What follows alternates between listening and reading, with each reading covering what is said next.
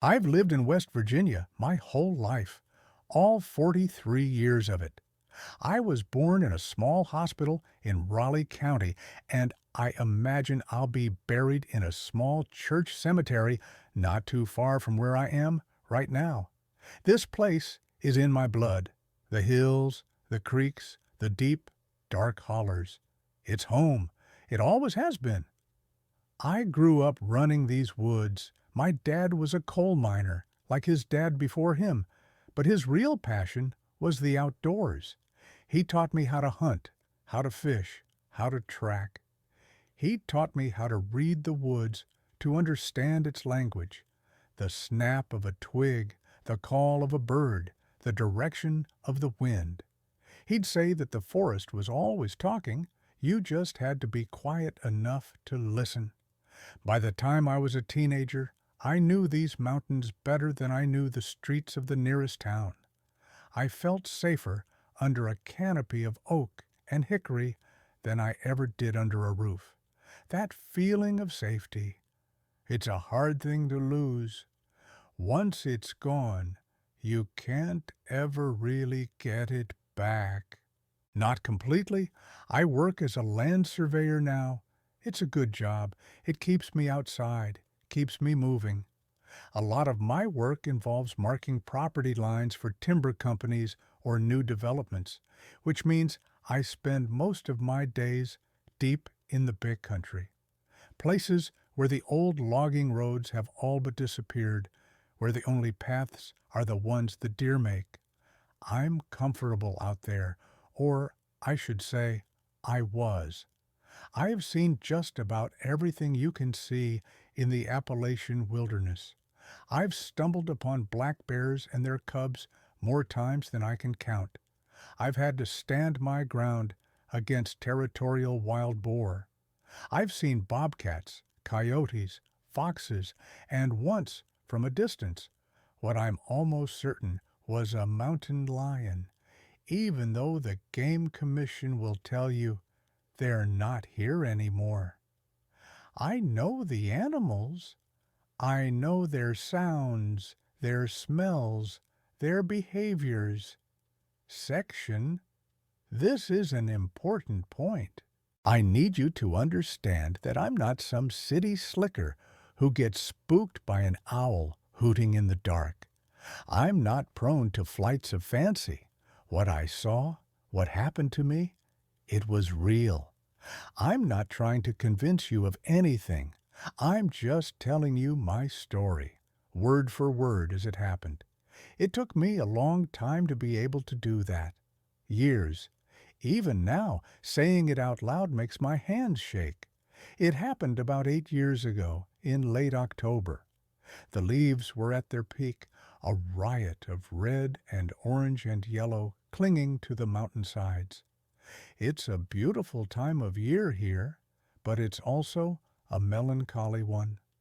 The days get shorter, the air gets a chill, and you can feel the world getting ready to go to sleep for the winter. I'd been working on a survey for a private landowner way up in the mountains of Pocahontas County. It was a remote piece of property accessed by a long, winding, state-maintained road that eventually turned into a gravel Forest Service road and then finally into nothing more than a dirt track. The road itself was called Black Fork Road. Not the most original name. Seems like every county in West Virginia has a Black Fork or a Laurel Creek or a Chestnut Ridge. This particular road was notorious among the locals. It snaked its way up and over a mountain, connecting two slightly larger county roads. But it was a treacherous route. It was narrow, barely wide enough for one truck in some places, with a steep drop-off on one side and a sheer rock face on the other. There were no guardrails, no lights, no cell service for most of it.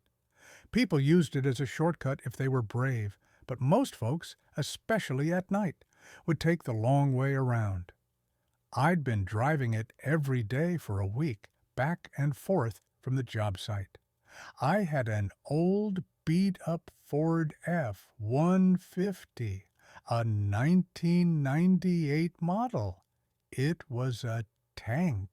Rusted-out fender wells, a permanent dent in the passenger door from a disagreement with a white oak, and a transmission that whined like a kicked dog. But it was reliable. Four-wheel drive, good clearance. It was the perfect truck for the kind of work I do and the kind of roads I travel. That particular day, I'd stayed late. I was trying to finish up the last section of the survey so I wouldn't have to come back on Monday. The sun had already dipped below the western ridge by the time I packed up my equipment. The woods get dark fast in the fall, especially in the deep hollers. By the time I got my gear stowed and my truck started, it was full on dusk, that deep blue twilight where everything starts to lose its color and turn into shades of gray. I wasn't worried. I'd driven that road in the dark every other night that week. It was just part of the job. I cranked up the heater, turned on the radio to a classic rock station that was mostly static, and started the slow crawl back toward civilization. The first part of the drive was uneventful. The gravel crunched under my tires. The old truck rattled and groaned. My headlights cut a tunnel through the darkness, illuminating the endless wall of trees on either side. I passed the familiar landmarks, the abandoned hunting cabin with the caved-in roof, the big sycamore that leaned out over the road, the spot where a small waterfall trickled down the rock face. It was all normal, routine. I was probably about halfway down the mountain, maybe 5 or 6 miles from where the gravel met the pavement again. I remember looking at the odometer, thinking about getting home, having a beer, and watching some TV. Just a normal end to a normal day. That's when the first thing happened. The radio cut out. It wasn't a gradual fade into static like it usually did when you lost the signal. It was abrupt. 1 second, I was listening to the faint, tinny sound of a guitar solo. The next, there was just dead silence, not static. Silence, the kind of silence that feels heavy. I fiddled with the knob, scanning through the stations. Nothing. Just a low, almost inaudible hum coming from the speakers. I figured the old radio had finally given up the ghost. It was just another thing to add to the list of repairs for my poor old truck. I shut it off, and that's when I noticed the other silence. The woods were quiet. Completely, utterly quiet. Now, if you've never been in the deep woods at night, you might think that quiet is normal. It isn't. The woods are never truly silent. There's always something. Crickets, cicadas, the hoot of an owl, the rustle of some small creature in the underbrush, the wind in the trees. There's a constant, low-level symphony of sound. But on that road, at that moment, there was nothing. It was like someone had thrown a thick, soundproof blanket over the entire forest. The only sound was the crunch of my tires on the gravel and the low rumble of my truck's engine. It was unnatural. That's the only word for it. My dad used to say that if the woods ever go completely silent, it means one of two things. Either a big storm is coming or a big predator is near. The kind of predator that makes everything else, from the bugs to the birds to the deer, shut up and hide. The sky was clear.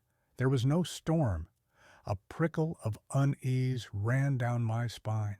The hairs on the back of my neck stood up. It's an old cliché, I know, but it's true. It's a primal, instinctual reaction. Your body knows something is wrong before your brain can even process it. I slowed the truck down a little, my eyes scanning the darkness outside the beams of my headlights. I was thinking bear. A big one. That's the only thing around here that could put the whole forest on mute like that. I've had many encounters with bears. They're impressive animals, and you have to respect them, but they don't scare me. Not in the safety of my truck. Most of the time, they just want to be left alone. They'll see your headlights, hear your engine, and lumber off into the woods. So I kept driving, a little more alert now, a little less relaxed. My hands were tight on the steering wheel. Then came the smell. It hit me all at once. It wasn't something that had drifted in on the breeze. It was just suddenly there, inside the cab of my truck. It was foul, vile. I've smelled a lot of bad things in my life. Dead animals, stagnant swamp water, the rendering plant over in the next county. This was worse. It was a combination of things. It had the thick, musky scent of a wet dog, but amplified 100 times. Underneath that was the coppery, metallic smell of old blood. And under that was something else, something I can only describe as rot, like a pile of garbage that had been left to fester in the summer sun, but with a sharp chemical tang to it. It was a predatory smell, the smell of something that was old and powerful and unclean. It filled the cab, thick and suffocating. My eyes watered. I instinctively gagged, my stomach turning. My first thought was that I must have hit a skunk, or maybe a deer that had been dead on the side of the road for a while. But I hadn't seen anything, and the smell wasn't coming from outside. I had my windows rolled up tight against the October chill. The vents were on, but they were pulling air from the engine compartment, not directly from outside. It felt like the smell had just materialized inside the truck with me. Now I was more than uneasy. I was starting to get scared. The dead silence of the woods, the overwhelming stench, something was very, very wrong. My surveyor brain, the part of me that's logical and methodical, was trying to find an explanation. A gas leak in the truck? No, it didn't smell like gas or exhaust. A dead animal in the engine block? Maybe, but it wouldn't explain the silence. My internal debate was cut short by a sound. It came from the side of the road, just at the edge of my headlights. It was a heavy, deliberate sound. Thump, thump, like something very large was walking. But it wasn't the four-legged gait of a deer or a bear. It was two-legged. Thump, thump, a slow, steady, bipedal rhythm. I slowed the truck to a crawl, my heart pounding in my chest like a drum. My knuckles were white on the steering wheel. I leaned forward, trying to peer into the darkness just beyond the reach of my lights. The road curved to the right up ahead. Whatever was walking was on the inside of the curve, on the side, with the steep, wooded embankment. As I rounded the bend, my headlights swept across the area. And I saw it. It wasn't a full view, just a glimpse. But it was enough. It was standing about 20 yards off the road, partially obscured by a stand of young poplar trees. My first impression was dark. It was a shape, a silhouette against the slightly less dark background of the forest. It was tall, impossibly tall. I'm a pretty good judge of height and distance from my work. I'd guess it was at least 7.5, maybe 8 feet tall. It was standing upright, on two legs, That much was clear. It had broad, powerful shoulders, much broader than any man I'd ever seen. Its arms were long, hanging down past its knees. My brain just stopped. It couldn't process what I was seeing. The logical part of me was screaming, "Bear! It's a bear standing on its hind legs. Bears will stand up to get a better look or a better smell of something. I've seen it dozens of times." But this wasn't that. A bear on its hind legs looks awkward, unbalanced. They have a pot belly and short, stubby legs. This was different. It was perfectly balanced, standing as naturally as a person would. Its legs were long and muscular, and they were bent at the knee in a way that just looked wrong. The joint seemed to be backward, like a dog's or a bird's. It was only for a second. My truck was still moving, the headlights sweeping past it. Then it was gone, swallowed by the darkness again. I didn't stop. My foot, which had been hovering over the brake, slammed down on the accelerator instead. Adrenaline surged through me, hot and sharp. I didn't know what I had seen, but I knew it wasn't a bear, and I knew I needed to get away from it, fast. The old truck roared in protest as I pushed it faster than I should have on that treacherous road. Gravel sprayed out from behind my tires. I was fishtailing around the curves, the steering wheel bucking in my hands. My eyes were glued to the rearview mirror, but all I could see was the swirling dust cloud I was kicking up, glowing in my tail lights. I drove like a madman for what felt like an eternity, but was probably only a minute or two. My heart was trying to beat its way out of my ribcage. My breath was coming in ragged gasps. Slowly, my rational mind started to reassert itself. "You're panicking. It was just a bear. Your mind is playing tricks on you. The darkness, the silence. You spooked yourself." I'd told myself that over and over. It was a trick of the light, a shadow, an oddly shaped tree stump. It had to be. I forced myself to ease up on the gas. Panicking on this road was a good way to end up at the bottom of a ravine. I took a few deep breaths, trying to calm my racing heart. The terrible smell was gone now, replaced by the familiar scent of dust and old upholstery. The woods were still quiet, though. That hadn't changed. I drove on, more cautiously now, my nerves still raw. I kept telling myself it was nothing. I had almost convinced myself. Almost. Then I saw it again. This time, it was on the road, right in the middle of it, standing directly in the path of my truck. It was about 50 yards ahead, perfectly illuminated by my high beams.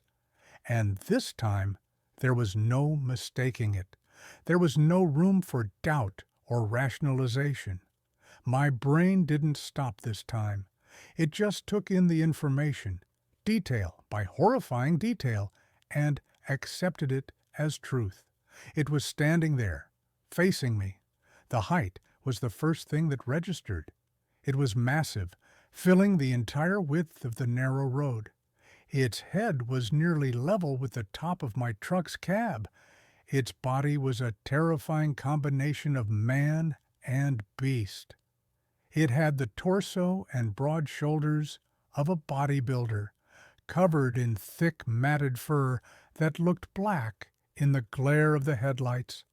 Its arms were long and heavily muscled, ending in what looked like large, clawed hands. The legs were what had looked so wrong before. They were canine, bent backward at the knee, with powerful haunches like a wolf or a giant dog. It was standing on its toes, really, on the pads of its feet, which made it look even taller. But the head, God, the head, it wasn't human, it wasn't a bear. It was the head of a gigantic wolf or a German shepherd. It had a long, tapered snout, filled with teeth that I could see even from that distance because its lips were pulled back in a silent snarl. Its ears were pointed and erect, standing tall on the top of its skull, swiveling slightly to catch the sound of my approaching engine. And its eyes. They were the worst part. They didn't reflect the light like a deer's or a cat's eyes would, glowing green or white. They seemed to absorb it. They were intelligent. They were looking right at me, and they were filled with a cold, calculating malice that I have never seen before or since. It was the look of a predator, not just an animal hunting for food, but something that hated me, something that wanted to hurt me. For a moment, that stretched into infinity. We were frozen. Me, in my truck, my foot hovering over the brake, it, in the middle of the road, a monstrous, impossible statue. I couldn't breathe. I couldn't think. All I could do was stare. My entire understanding of the world, of the natural order of things, crumbled in that instant. This thing was not supposed to exist, but it was there. It was real. The moment broke when it moved. It didn't run off into the woods. It didn't drop to all fours. It took a step towards me, another slow, deliberate two-legged step. That's what broke the spell. My survival instinct, which had been paralyzed by sheer disbelief, kicked in with a vengeance. There was no thought process. It was pure, primal reaction. Go. My foot stomped on the accelerator. The engine screamed. I wasn't going to try and go around it. There was no room. I was going to go through it. I aimed the reinforced grille of my old Ford directly at the center of its chest. I expected it to stand its ground, or maybe try to jump out of the way. It did neither. With a speed that seemed impossible for something so large, it dropped. Not to the ground. It dropped onto all fours. The movement was fluid and instantaneous. One moment, it was an 8-foot-tall bipedal nightmare. The next, it was a 4-legged creature the size of a grizzly bear, low to the ground, coiled like a spring. It was still in front of me. I was closing the distance fast. 30 yards, 20. Just as I was about to hit it, it sprang, not away from me, but to the side. It launched itself from the center of the road to the embankment in a single, incredible leap. It covered at least 15 feet of ground and several feet of elevation without any effort at all. I flew past the spot where it had been standing, my truck hitting a pothole and lurching violently. My head hit the roof. For a split second, I thought it was over. I thought it had let me go. That was a mistake. A heavy, jarring thump hit the back of my truck. It was so hard that it threw the rear of the truck sideways on the loose gravel. I wrestled with the wheel, fighting to keep from spinning out and going over the edge of the mountain. I saw it in my rearview mirror. It had landed on its feet and, in the same motion, had lunged after me, striking the tailgate with one of its massive 4 limbs. Then it was running. It was keeping pace with my truck. I was going 30, maybe 35 miles an hour, which was dangerously fast for that road, and it was right behind me, loping along on all fours with an easy, terrifying grace. Its head was low, its massive shoulders pumping. It was a predator chasing its prey, and I was the prey. Panic gave way to pure, abject terror. I pushed the accelerator to the floor. The engine whined, the RPMs redlining. 40 miles an hour. The truck was shaking itself apart. I was taking the curves on 2 wheels, praying that my tires would hold. I risked a glance at my passenger side mirror. It was no longer behind me. It was alongside me. It was running in the shallow ditch on the side of the road, its powerful legs eating up the ground. It was so close I could have reached out and touched it if I'd had the courage or the stupidity to roll down my window. Its head was level with my window. It turned its head and looked at me. Our eyes met for a second time. That same cold, intelligent hatred. But this time, there was something else in them too. An excitement. The thrill of the chase. It opened its mouth. I could see its long, yellowed fangs. I could hear its breath, a low, guttural growl that was audible even over the roar of my engine. I screamed. I don't know if any sound came out, but my mouth was open and my throat was raw. I swerved the truck towards it, trying to run it into the hillside. It dodged effortlessly, never breaking its stride. It was toying with me. It could have ended it at any time. It could have leaped onto the truck, torn the door off, ripped me out of the cab. But it didn't. It just ran alongside me, watching me, terrorizing me. I don't know how long this went on. Time had ceased to have any meaning. It felt like hours. It was probably less than a minute. Up ahead, I saw a break in the trees, a faint glow. It was the end of the Forest Service road, the place where the gravel met the paved county road. There was a single streetlight there, a lone beacon of civilization in the middle of nowhere. Hope surged through me. If I could just get to the light, if I could just get to the pavement. I pushed the truck harder, praying it wouldn't fall apart. The creature must have seen it too. It put on a burst of speed, pulling ahead of me. It cut in front of my truck, a black shadow against the approaching light. Then, just as it reached the edge of the pavement, it veered off. It didn't slow down. It just bounded off the road and disappeared into the darkness of the woods on the other side. 1 second it was there, a solid, terrifying presence. The next, it was gone.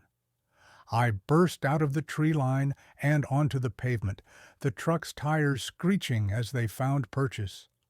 I didn't slow down. I flew past the streetlight and down the paved road, my eyes darting back and forth, scanning the woods on either side. But there was nothing. It was gone. The silence in the woods was gone too. I could hear the crickets again. I drove for another 5 miles, my foot still pressed to the floor, before I finally allowed myself to slow down. I pulled over to the side of the road, my body trembling so violently that I could barely keep my hands on the wheel. I killed the engine. The sudden silence was deafening. I just sat there in the dark, in the cab of my truck, shaking and gasping for air. The events of the last few minutes played over and over in my mind, a horrifying loop of impossible images. The height, the canine legs, the intelligent, hateful eyes, the smell. Oh, God, the smell was still there, a faint, phantom scent in the back of my throat. I threw the door open and stumbled out onto the asphalt, gagging and retching until my stomach was empty. I leaned against the side of my truck, my legs weak, my head spinning.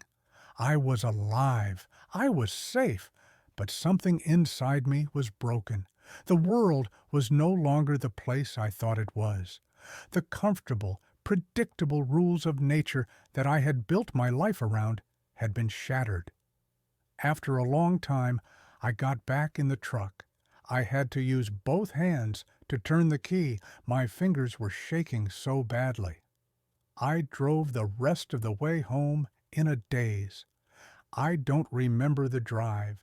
I just remember pulling into my driveway, the familiar sight of my small house, a beacon of impossible normalcy. I stumbled inside and locked the door behind me. Then I went through the house, room by room, locking every window, drawing every curtain. I turned on every light in the house, blazing away the shadows. I grabbed the shotgun I keep for home defense and a box of shells, and I sat in a chair in my living room in the middle of the floor, facing the front door, and I waited for the sun to come up. I didn't sleep. I don't think I even blinked. Every creak of the house, every rustle of leaves outside sent a fresh jolt of terror through me.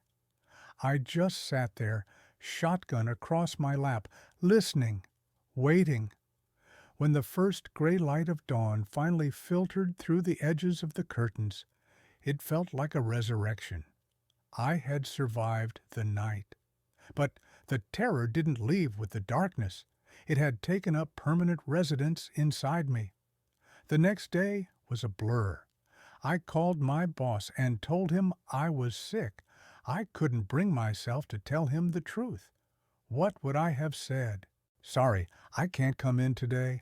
I was chased by a monster from a horror movie? He would have thought I was drunk or crazy. I spent the day in a state of exhausted paranoia. I couldn't eat. I couldn't sit still. I just paced my house, checking the locks on the doors and windows over and over again. A part of me, the rational part, was desperately trying to convince me that I had imagined it all, that I had been tired, stressed, and had suffered some kind of waking nightmare, a hallucination brought on by the isolation and the darkness. I needed proof. I needed something tangible to either confirm or deny what had happened. Against my better judgment, I decided to go look at my truck. I hadn't even looked at it when I got home. I just ran from it like it was cursed. With my heart in my throat, I went outside into the bright, unforgiving light of day. The truck was parked in the driveway, looking as old and beat up as ever. At first, I didn't see anything, just the usual collection of dirt, mud, and rust. My rational brain breathed a sigh of relief. See? Nothing. It was all in your head. Then I walked around to the back. My blood ran cold. There, on the tailgate, were 3 deep parallel gouges in the metal. They started near the top of the tailgate and ran diagonally down towards the passenger side. The gashes were deep, cutting right through the paint and primer, down to the bare, shining steel. The metal around the edges of the scratches was bent and peeled back, as if something incredibly sharp and powerful had raked across it. I traced the lines with my trembling finger. They were about 4 inches apart. Claw marks. There was no other explanation. This was not from a tree branch. This was not from backing into something. This was from the moment it had lunged at me after I passed it. The thump I had felt. It was real. It had all been real. The sight of those marks broke something in me. The denial I had been clinging to was ripped away, leaving me raw and exposed to the full, horrifying truth of the previous night. I felt dizzy. I had to lean against the truck to keep from falling down. After that, things got worse. The fear was constant. I couldn't sleep for more than an hour at a time, and when I did, my dreams were filled with running, with hateful, intelligent eyes, and the sound of claws on gravel. I stopped leaving the house after dark. If I wasn't home before sunset, I would stay wherever I was until morning. I took the long way to and from work, adding an extra 40 minutes to my commute, just to avoid Black Fork Road. I've never driven on that road again. I never will. The woods, my lifelong sanctuary, became a place of terror. I sold my hunting rifles. I stopped going for walks on the trails behind my house. Every time I looked at the tree line, I felt like I was being watched. I became isolated. I couldn't tell anyone. Who would believe me? I tried once. About a month after it happened, I was having a beer with my younger brother Mark. We've always been close. He knew something was wrong with me. He could see the weight I was carrying. He kept asking me what was going on. One night, after a couple of beers had loosened my tongue, I told him. I told him everything. I described the silence, the smell, the impossible creature on the road.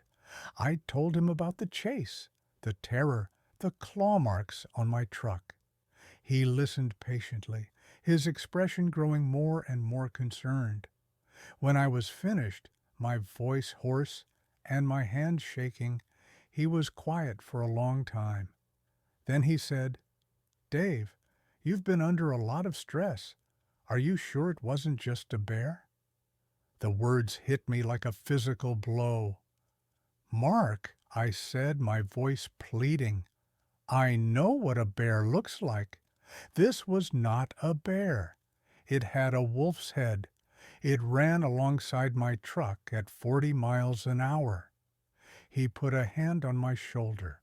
Okay, he said, in that placating tone you use with a child or a crazy person.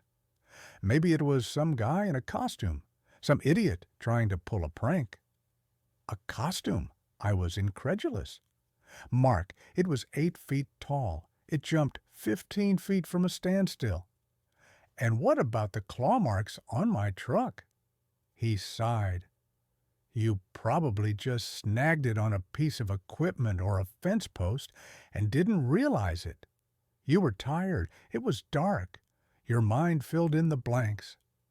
I looked at him and I saw that he didn't believe me. He would never believe me.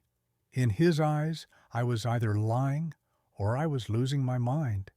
I didn't get angry. I just felt this profound sense of exhaustion and loneliness.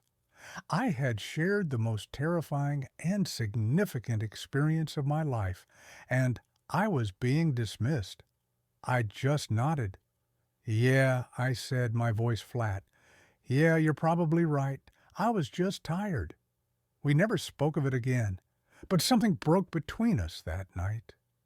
A distance grew. He looks at me differently now, with pity, and I look at him and at everyone else with the knowledge that I am carrying a secret that I can never share. I am alone with it. Over the years, the sharp, constant terror has faded into a dull, persistent ache of fear. It's always there, just beneath the surface. I've learned to live with it. I installed motion sensor floodlights all around my house.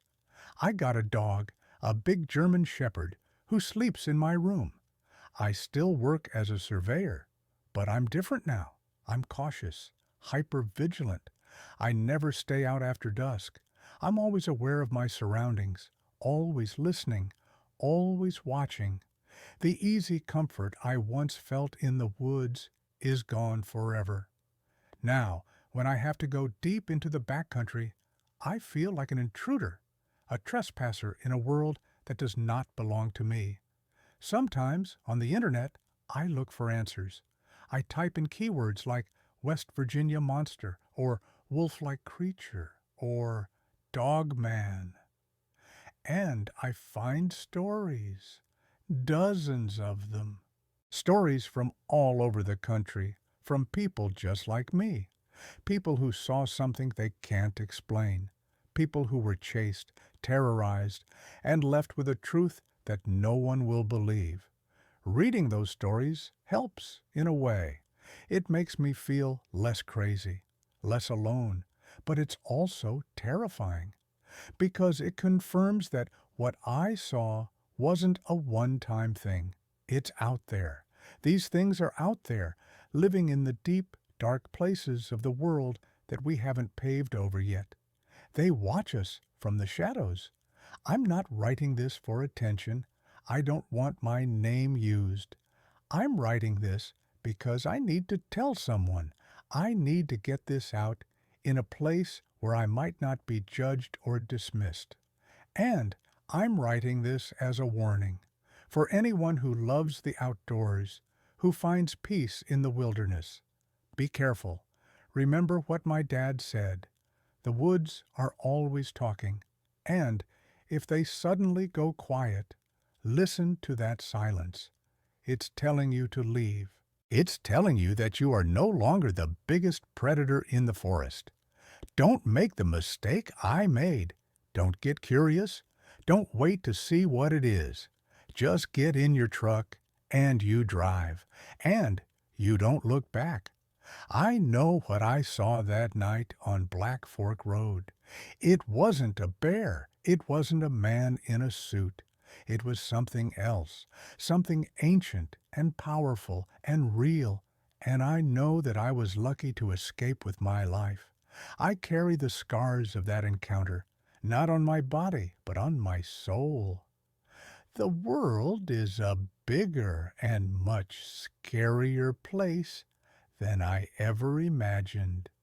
And there are some roads you should never, ever travel down after dark. Name withheld. I'm writing this down because I have to, not because I think it'll change anything. It won't. And not because I expect anyone to believe me. I know most people won't. I wouldn't have. Not before. Before, the world was a simple place. It was governed by rules I understood: sun up, sun down, gravity, the food chain. Things made sense. I worked as a forestry technician for a private timber company for about 12 years. It was good work, quiet work. I spent most of my days alone, deep in the woods, cruising timber stands, marking property lines, checking on replanted sections. The company managed a massive tract of land, hundreds of thousands of acres of pine forest, broken up by creeks and the occasional hardwood bottom. It was the kind of place you could get lost in if you didn't know what you were doing. But I knew what I was doing. I grew up in these woods. My dad was a logger. His dad was a logger. The smell of pine sap and chainsaw exhaust is the smell of my childhood. I was comfortable out there, more comfortable than I was in town, to be honest. The silence of the woods was a comfort. The sounds were familiar.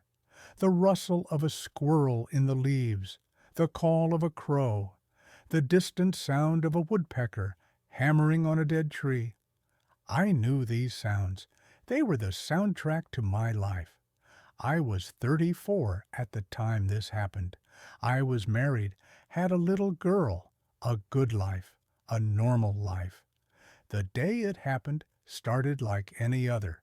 I was working a section way out on the western edge of our company's land. It was remote. To get there, you had to drive about 45 minutes down the state highway, then turn off onto a county-maintained dirt road for another 20 minutes. From there, you unlocked a company gate and got onto our private network of logging roads, gravel roads. Some of them were decent, wide enough for 2 trucks to pass if one of them pulled over. Others were little more than 2 ruts with grass growing in the middle. The road I was on that day was one of the main arteries, Service Road 7. I knew it like the back of my hand. I'd driven it hundreds of times. It snaked through about 15 miles of dense pine plantation, mostly loblolly, planted in neat, suffocating rows. The trees were about 20 years old, tall enough that their canopies blocked out a lot of the direct sunlight, even in the middle of the day. It created this perpetual twilight under the trees. It could be a little eerie, I guess, but it was just part of the job. I was in my company truck, a white Ford F-150, standard single cab, four-wheel drive. It had a toolbox in the bed and a company logo on the door. Nothing special, just a tool to get me from point A to point B. I'd spent the day flagging a boundary line for a planned thinning operation. It was tedious work. Walk a compass line. Tie a piece of flagging tape on a tree every 50 feet or so. Walk, tie, for hours. I finished up later than I'd planned. The sun was already getting low in the sky, casting long, distorted shadows through the trees. That golden hour light. It was late autumn, so the days were short. By the time I packed up my gear and got back to the truck, it was full on dusk. The sky was a deep bruised purple to the east and a fiery orange to the west. I remember just standing there for a minute next to my truck, leaning against the door. I was tired, the kind of good, honest tired you get from a long day of physical work. I drank the last of the water from my canteen and tossed it onto the passenger seat. I was looking forward to getting home. A hot meal, a shower, maybe watch a little TV with my wife after our daughter was in bed. The simple things. I cranked the truck. The engine turned over. The headlights cut two white cones into the gathering dark. Dust motes danced in the beams. I put it in drive and started the long trip out. I was about halfway down Service Road 7, maybe 7 or 8 miles from the gate that led back to the county road.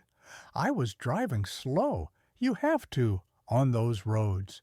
Too many potholes, too many washouts, and deer, always deer. I had the windows down, even though it was getting chilly. I liked the smell of the pines at night. The air was cool and crisp. The only sounds were the crunch of gravel under my tires and the rumble of the truck's engine. It was peaceful. That's the word I would have used. Peaceful. The road ahead was a tunnel. The tall pines on either side seemed to lean in, their tops interlocking overhead, blocking out the last of the sky. My headlights were the only source of light. Everything beyond their reach was pure, absolute black. I was probably going about 25 miles an hour, just cruising along, my mind already halfway home. And then it happened. It wasn't a big thing at first. It was a small thing, a change. The woods went quiet. I know that sounds like a cliché, something you read in a book or hear in a movie, but it's the only way to describe it. One moment I could hear the chirping of crickets and the occasional call of a night bird. The next moment there was nothing, just the sound of my truck. The silence was so sudden, so complete, that it was like a physical pressure. It felt like the air had gotten thick, heavy. I took my foot off the gas, letting the truck coast. I strained my ears, listening. Nothing. Not a cricket. Not a frog. Nothing. Every instinct I had, every bit of my lifelong experience in the woods, screamed at me that something was wrong. Animals don't just go silent for no reason. Silence like that means one thing. Predator. My first thought was a bobcat, or maybe a coyote. We had plenty of both, but I'd been around them my whole life. They'd make the woods quiet for a minute or two as they passed. But this was different. This was a dead, suffocating silence. It felt wrong. I kept driving, a little slower now. My hands were tight on the steering wheel. I found myself scanning the tree line, peering into the darkness just beyond my headlights. My senses were on high alert. Then came the smell. It drifted in through my open window. It was awful. The best way I can describe it is like a wet dog, but not just a wet dog. It was like a wet dog that had rolled in something dead and then been left to rot in a swamp for a week. It was coppery, like old blood, and musky, a deep, greasy animal musk that caught in the back of my throat and made me want to gag. It was so strong, so overpowering, that I immediately rolled up my window. My mind was racing, trying to place it. A dead hog, maybe? Sometimes hunters will gut one and leave the remains. But that didn't seem right. The smell wasn't just rot, it was alive. It smelled like a living, breathing thing, a very, very dirty thing. My unease was growing into real fear now. The silence, the smell. It was too much. This wasn't normal. I pressed a little harder on the accelerator. I just wanted to get to the gate, get back to the county road, get back to civilization. I rounded a long, sweeping curve to the right. The road straightened out for a couple 100 yards, and that's when I saw it. At first, I didn't know what I was looking at. It was on the right side of the road, about 100 yards ahead, standing just at the edge of the tree line. My headlights hit it, and my brain just short-circuited. It was a shape, a dark shape. It was tall, taller than a man. My first thought, a fleeting, desperate rationalization, was that it was a bear. We have black bears in the area, big ones. I'd seen them stand up on their hind legs before, but this wasn't a bear. It was too tall, too slender. The proportions were all wrong. I slowed the truck down, almost to a stop. I was leaning forward, squinting through the windshield. My heart was hammering against my ribs. The thing was just standing there, motionless, like a statue carved from shadow. As I got closer, the details started to resolve themselves out of the darkness, and the world I knew, the world with all its sensible rules, just fell apart. It was standing on two legs, not precariously, like a bear, but comfortably, naturally. The legs were long, and they were bent backwards at the knee, like a dog's. I could see the powerful muscles of its thighs, covered in dark, matted hair. My eyes traveled up. It had a torso that was vaguely human-shaped, but broader. The shoulders were immense. They were wider than any man I'd ever seen. They looked powerful enough to rip my truck door off its hinges. Long arms hung down at its sides, ending in what looked like hands. But they weren't human hands. They were too big, and the fingers were too long, tipped with what looked like thick, dark claws. And then I saw the head. That was the worst part. That was the part that broke my mind. It was the head of a wolf. Or a dog. A German shepherd, maybe, but bigger, much bigger.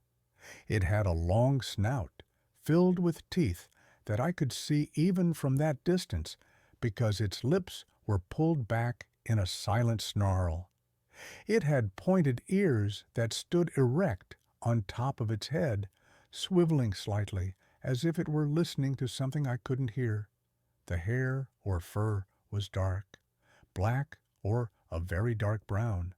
It was shaggy and unkempt, but the eyes are what I will never, ever forget. My headlights caught them, and they glowed, a sickly yellow-orange color, like two burning coals set deep in its skull, and they were looking right at me. There was no doubt about it. It wasn't just looking in my direction. It was looking at me. And there was intelligence in that gaze. There was a malevolence there, a predatory cunning that was 1,000 times more terrifying than any dumb animal. I was completely frozen. My truck was idling in the middle of this gravel road, my headlights painting this impossible creature in stark white light. I couldn't breathe. I couldn't think. My entire consciousness had been reduced to a single, looping thought. That's not real. That can't be real. It was probably 7.5, maybe 8 feet tall. It was built like a bodybuilder, but moved with a predatory grace that was sickening to watch. We stayed like that for what felt like an eternity. It was probably only 10 or 15 seconds, me and my truck, it on the side of the road, locked in this silent, terrifying standoff. Then it moved. It took a step, one step out of the tree line and onto the gravel shoulder of the road. It didn't make a sound. For something so huge, it was utterly silent. It lowered its head slightly, its glowing eyes never leaving mine. The movement was fluid, effortless, and it broke the spell. My survival instinct kicked in, a jolt of pure adrenaline that was so strong it made my vision swim. My foot, which had been hovering over the brake, slammed down on the accelerator. The engine roared. The tires spun on the loose gravel, kicking up a shower of rocks. The truck lurched forward, and the thing responded. It didn't jump back into the woods. It didn't run away. It ran at me. It dropped down onto all fours, but it wasn't like a dog running. It was different. Its long arms and digitigrade legs propelled it forward with an explosive speed that defied belief. It covered the 30 or 40 yards between us in the time it took me to blink. 1 second, it was on the side of the road. The next, it was right beside my driver's side door. I was going maybe 30, 40 miles an hour by then, the truck fishtailing wildly on the gravel, and it was keeping pace. It was loping alongside me, its massive head level with my window. I could see it clearly in my peripheral vision. The moonlight caught its fur. I could see the individual muscles in its shoulders and legs contracting and releasing. I could hear its claws scrabbling against the gravel, a horrifying scratching sound that was somehow audible over the sound of my straining engine. I screamed. I don't know if I made a sound, but in my head I was screaming. I swerved the truck towards it, trying to hit it, trying to run it off the road. It was a stupid, panicked reaction. It dodged effortlessly, moving away from the truck with a sideways leap that was impossibly agile. Then it came back. It lowered its shoulder and slammed into the side of my truck. The impact was like being hit by a car. The whole truck shuddered, and I was thrown against my seat belt. A spider web of cracks appeared on my driver's side window. The sound was a deafening boom of metal on flesh and bone. But it wasn't the sound of hitting an animal. It was solid. It was like hitting a concrete wall. I was fighting to keep the truck on the road, my hands slipping on the steering wheel. I risked a glance to my left. It was still there. It was running, its head down, its eyes fixed on me. Its mouth was open now, and I could hear it. A low, guttural growl that vibrated through the frame of the truck. It was a sound of pure, unrestrained rage. It was the scariest sound I have ever heard in my life. It gathered itself and leaped. It was trying to get on the truck. Its front claws scraped down the side of the door, leaving long, deep gouges in the metal. The sound was like nails on a chalkboard, magnified 1,000 times. I saw one of its huge, clawed hands reach for the door handle. That's what I remember most clearly.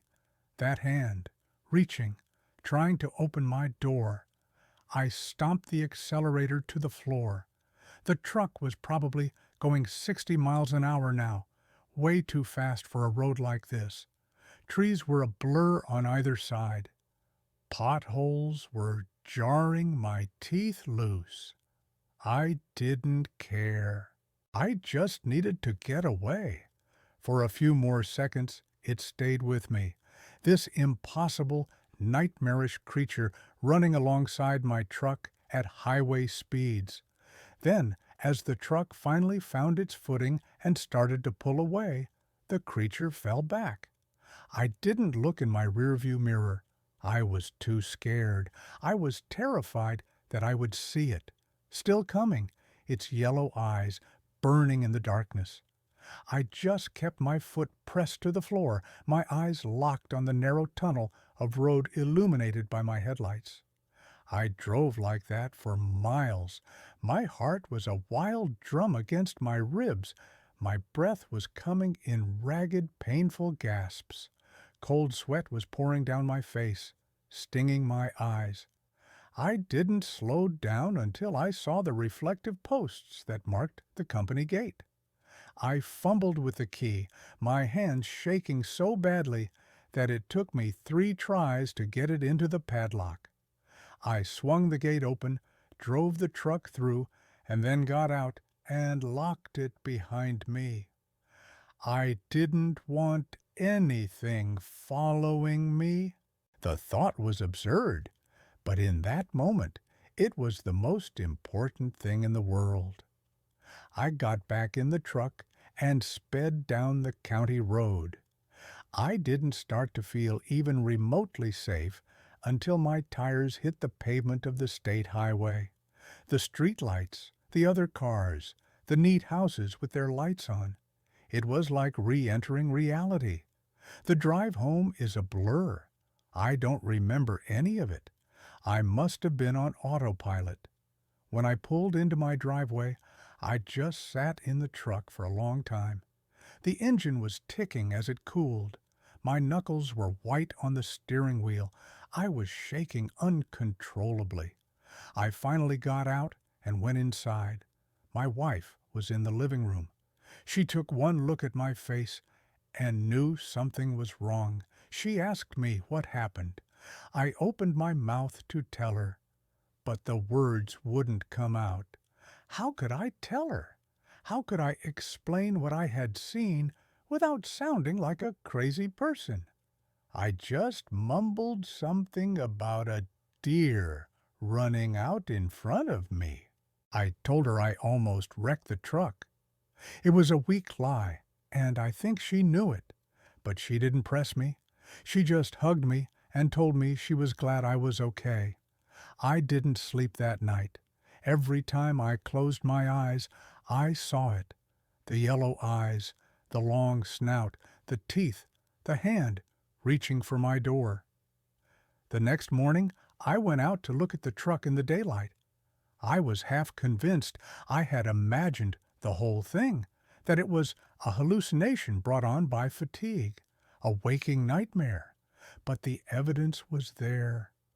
On the driver's side door, there were 4 long, deep scratches running from the window down to the rocker panel. They were parallel, perfectly spaced. The metal was peeled back like a can opener had been run down the side of my truck. There was a massive dent, a concave bowl, in the metal just behind the door, right where it had slammed into me. The driver's side window was shattered, held together only by the tint film. And the side mirror was gone, just ripped clean off. Seeing that in the clear light of day was almost as terrifying as the encounter itself. It was real. It had happened. I had to explain the damage to my boss. I told him the same story I told my wife, that a big buck had run out of the woods and hit me. He looked at the damage, raised an eyebrow, and told me to be more careful. He knew it wasn't a deer. No deer could do that to a truck. But He didn't ask any more questions. I think he didn't want to know the answer. I quit my job a week later. I told them I had a better offer from another company. It was a lie. I didn't have another job lined up. But I knew with a certainty that was bone deep that I could never go back into those woods again. I could never be alone out there. The peace I used to find in the forest was gone, replaced by a gnawing, constant fear. Every shadow looked like a lurking figure. Every snap of a twig made me jump. The woods were no longer my home. They were its territory. That was 6 years ago. I work in an office now. I sell insurance. I hate it, but it's safe. It's indoors.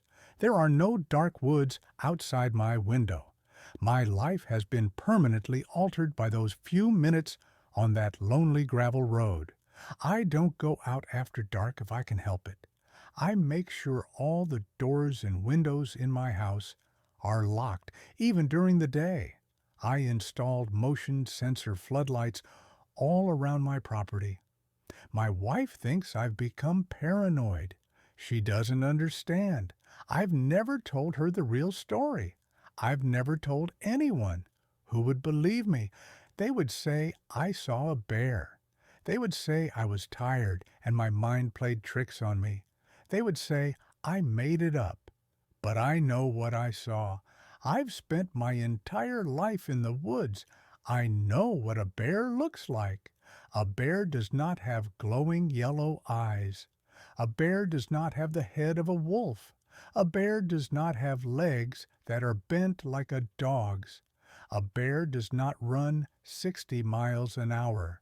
And a bear does not have the intelligence, the malevolent calculating intelligence, to try and open a car door. What I saw that night was not an animal.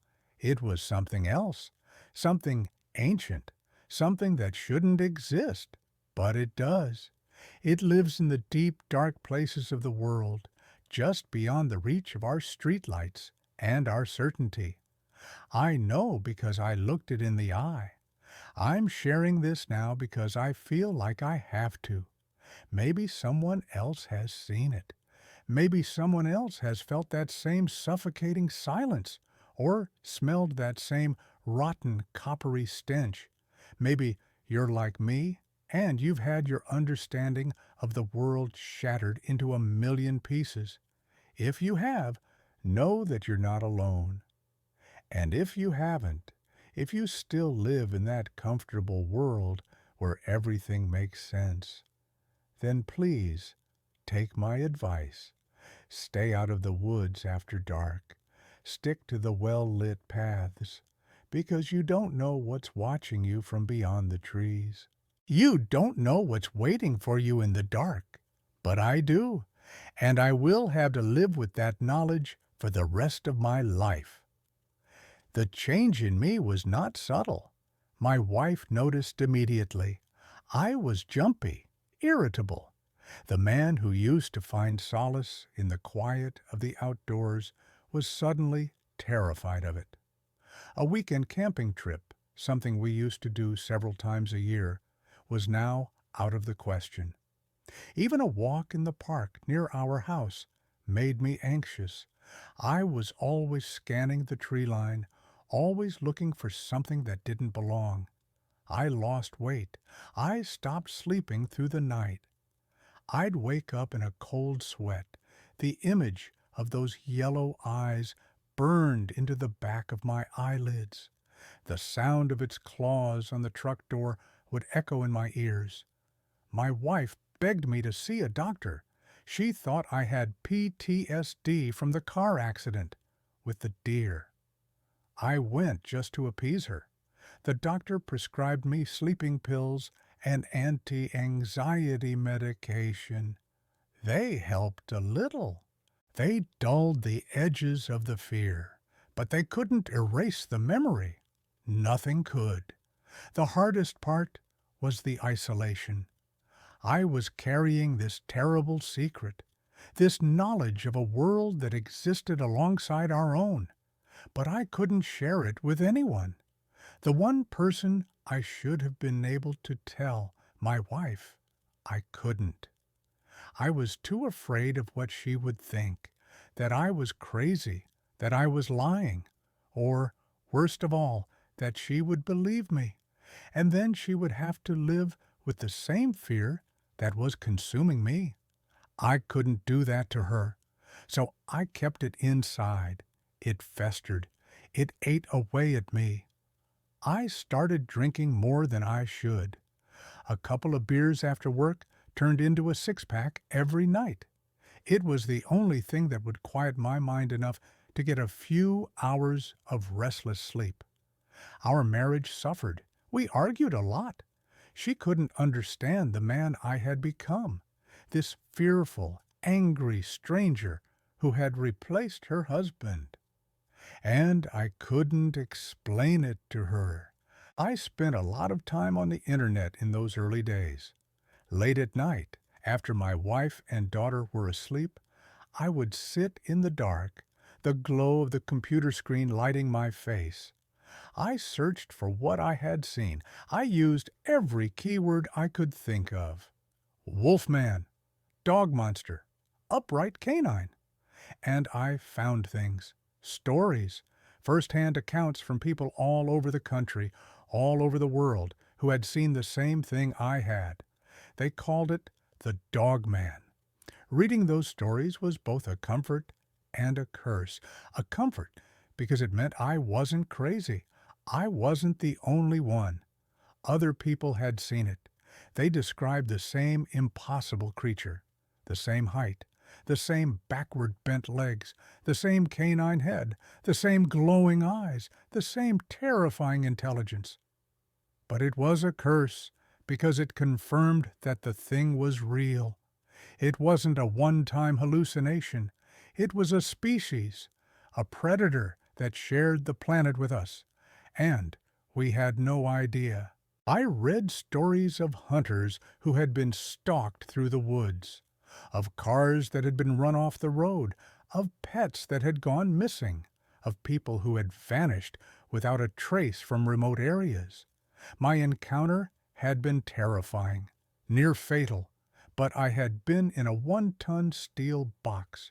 I had been able to escape.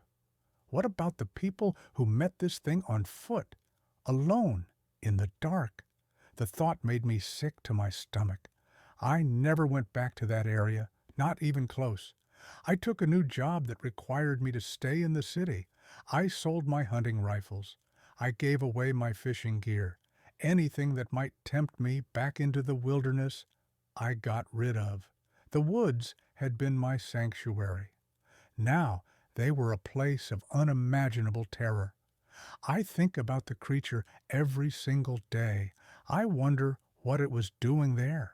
Was it hunting? Was it just passing through? Why did it attack my truck with such fury? Was it territorial? Did it see the truck as a threat? Or was it something more sinister? Did it see me inside the truck as prey? That's the question that keeps me up at night. The memory of that clawed hand reaching for my door handle. It wasn't just trying to scare me off. It was trying to get to me. It was trying to get in. I have no doubt in my mind that if that thing had managed to stop my truck, or if I had been on foot, I would not be here today. It would have torn me to pieces. The world is not the safe, predictable place we think it is.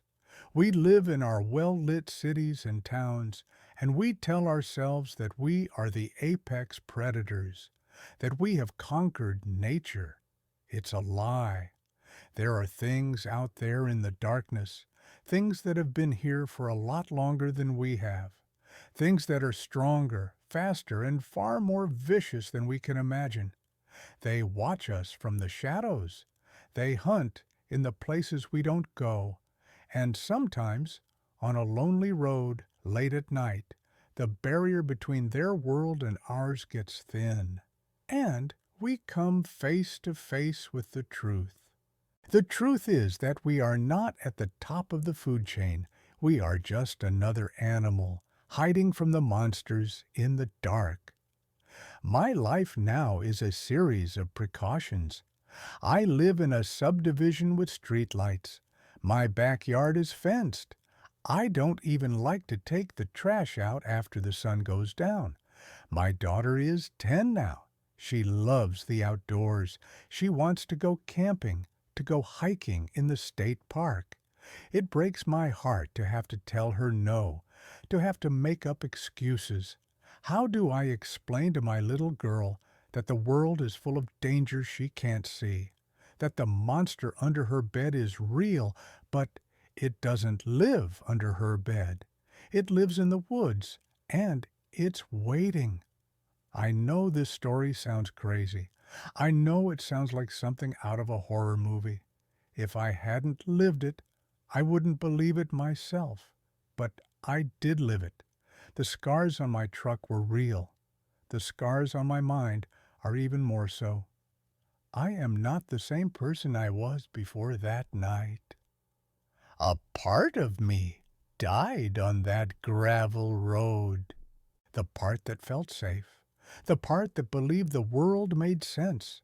It was replaced by a constant low-level hum of fear, a hyper-awareness of my surroundings, a deep-seated distrust of the dark. If you are someone who spends time in the wilderness, please be careful. Listen to your instincts. If the woods go silent, get out. If you smell something that doesn't belong, get out. If you feel like you are being watched, it's because you probably are. Don't be a hero. Don't be curious. Just leave, because you might not get a second chance. You might not have a steel box to protect you. I was lucky. I survived. But I am forever changed. And I will carry the memory of those glowing yellow eyes with me to my grave. I think back to the moments before I saw it. The drive was so normal, so routine. I can still feel the cool night air on my arm, resting on the open window frame. I can still smell the dust and the pine needles. I was thinking about dinner, about what my wife might be making. I was thinking about giving my daughter a bath, reading her a story, the mundane, beautiful details of a life I took for granted. And in a heartbeat, all of that was ripped away. The peace was shattered by that unnatural silence. It's something I've thought about a lot. Why did the woods go quiet? It wasn't just that the crickets stopped. It was everything. It was as if some giant, invisible hand had reached down and pressed a mute button on the entire forest. The sound of my truck's engine seemed to get louder, more intrusive in the vacuum that was left behind. It felt like I was trespassing in a sacred, terrible place where I was not welcome. The feeling of being watched started then. It wasn't a conscious thought at first. It was a primal prickling on the back of my neck, the kind of instinct that our ancient ancestors must have felt when a saber-toothed cat was stalking them from the tall grass. It's a feeling that modern life has mostly erased, but it's still there, buried deep in our DNA, and when it wakes up, you listen. My eyes were darting back and forth, from the road to the trees, to the road, to the trees. I was looking for something, but I didn't know what. My logical mind was still trying to find a rational explanation. A poacher, maybe? Someone hunting illegally at night? That would explain the silence. The animals would be hiding. But it didn't explain the smell, and it didn't explain the sheer terror that was beginning to coil in my gut. When my headlights finally fell upon it, my brain refused to process the image. It was like looking at one of those optical illusions where you see two different things at once. My brain saw the shape of a man, but it also saw the shape of a wolf, and it couldn't reconcile the two. It was a cognitive dissonance so profound that it was almost painful. It stood so still. That's one of the things that haunts me, its utter lack of movement. Most animals, when caught in headlights, will either freeze in panic or bolt immediately. This thing did neither. It just stood there, in a posture of calm, absolute confidence. It was as if I was the one who was caught. I was the one who was trespassing in its world. And it was deciding what to do with me. As I got closer, the details became clearer, and the impossibility of it grew. The fur was not like a bear's fur. It was shorter, more like a dog's. It was matted and patchy in places, as if from old injuries or mange. The muscles underneath were clearly defined. It was lean, but incredibly powerful. There was no fat on it. It was all sinew and muscle, built for speed and violence.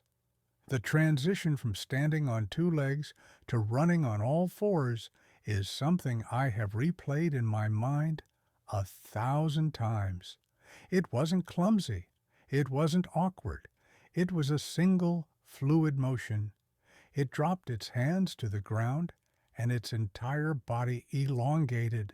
It was a transformation that should not have been possible, and the speed— I've seen deer run.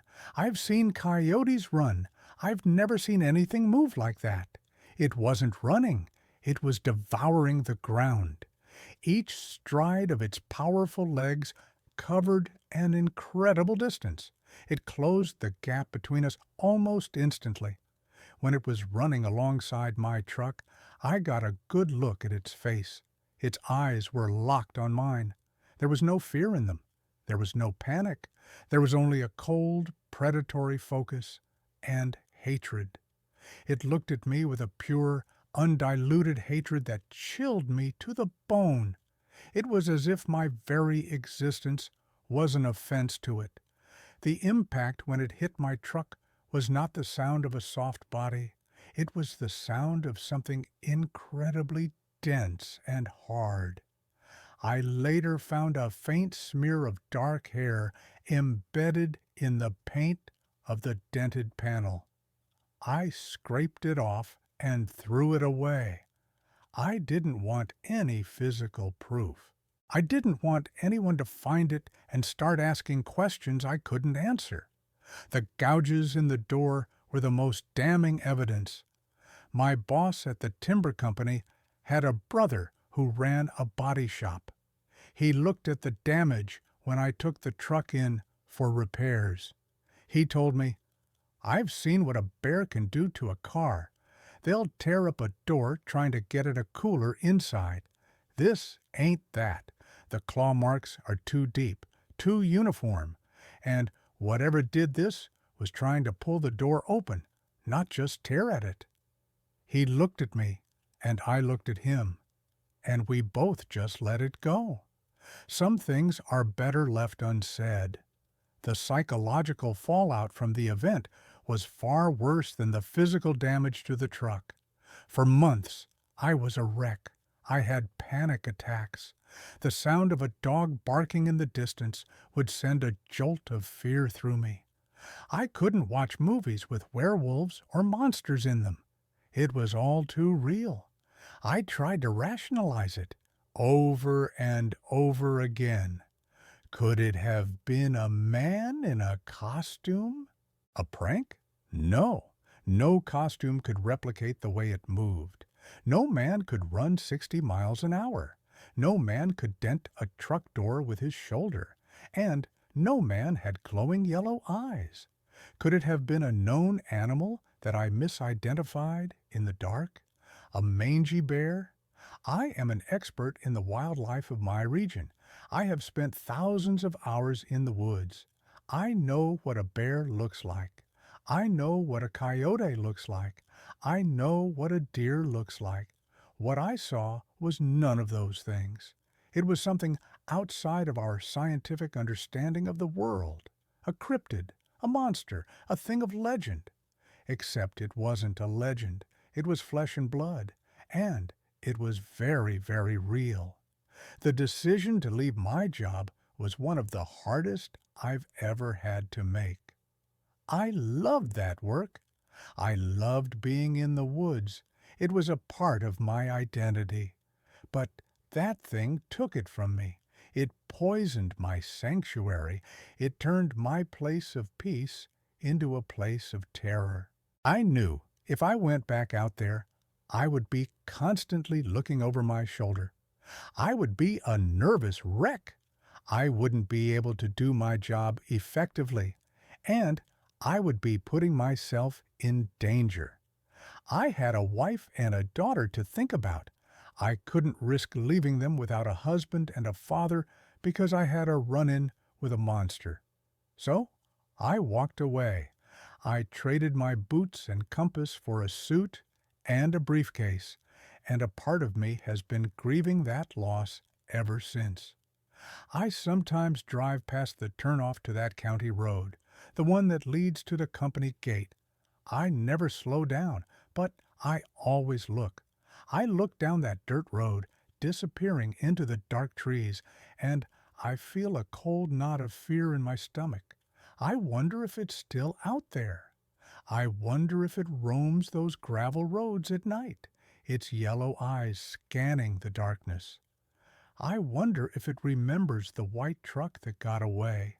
I hope not, but I have a feeling it does.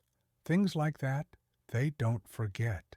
I am writing this all down years later because the memory is as fresh today as it was the night it happened.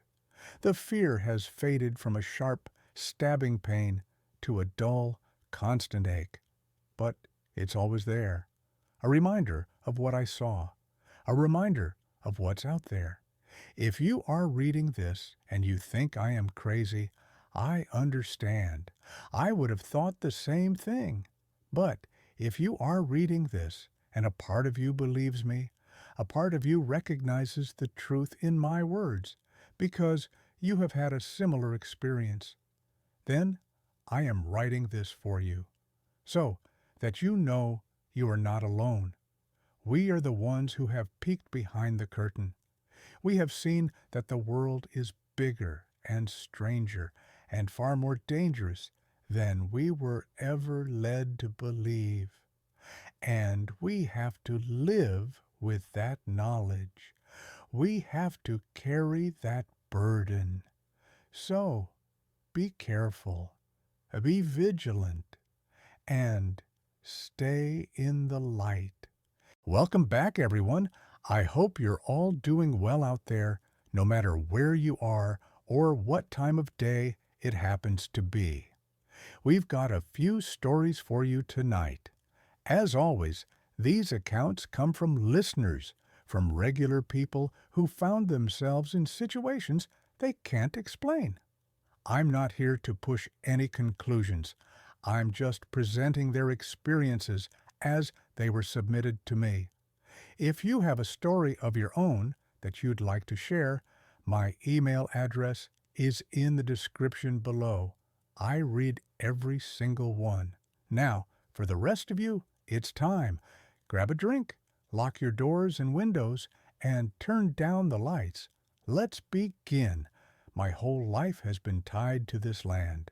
My grandfather bought this farmstead back in the 40s, and my father took it over from him. Now it's mine. It's about 200 acres, mostly pasture and hay fields, with a thick stretch of woods that borders a state forest. I've walked every inch of it.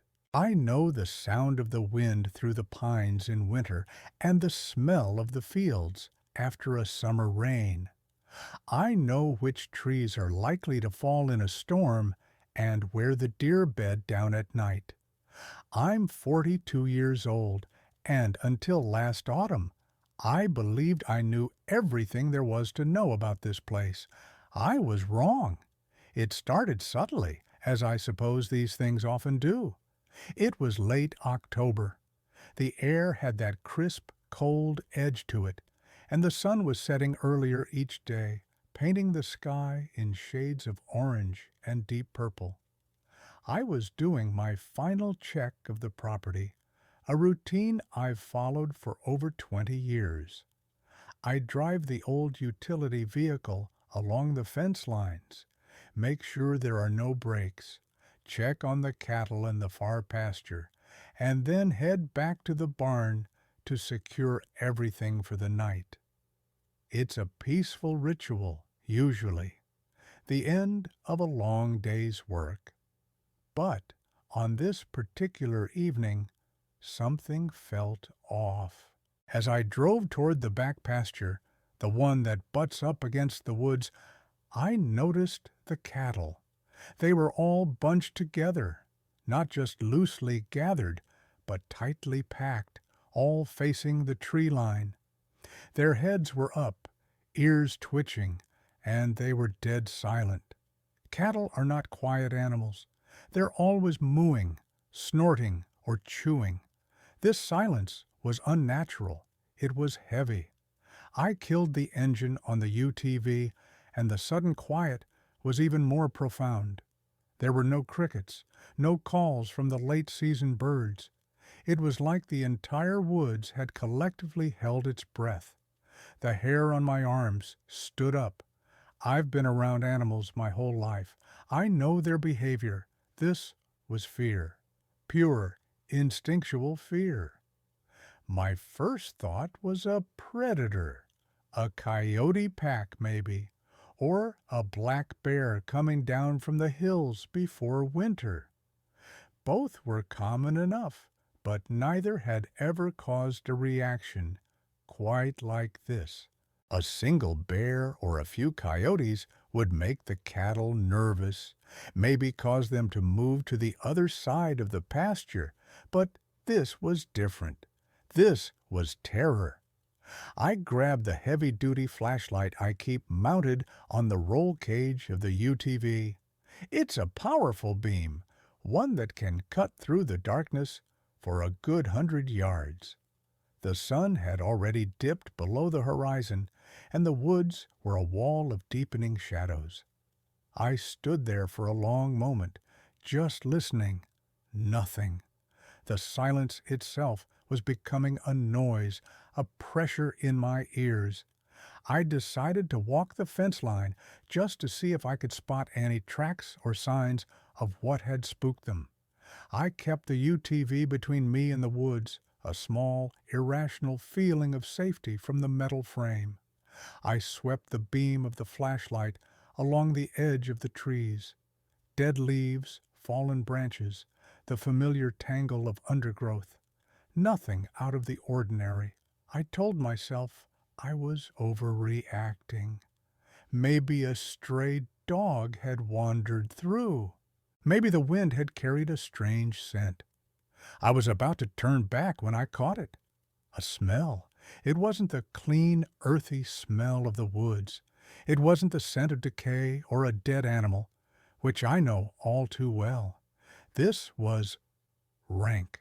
It was a thick, greasy smell, like wet dog mixed with something metallic and rotten. It was overpowering and made my stomach turn, and it was coming from the woods. That was when the rational explanation started to fall apart. A bear smells musky, but not like this. Coyotes have a wild, gamey scent, but it's faint. This was a stench that clung to the air, heavy and foul. I swept the flashlight back and forth, my heart starting to beat a little faster. The cattle hadn't moved. They were still statues, their eyes wide and fixed on the darkness.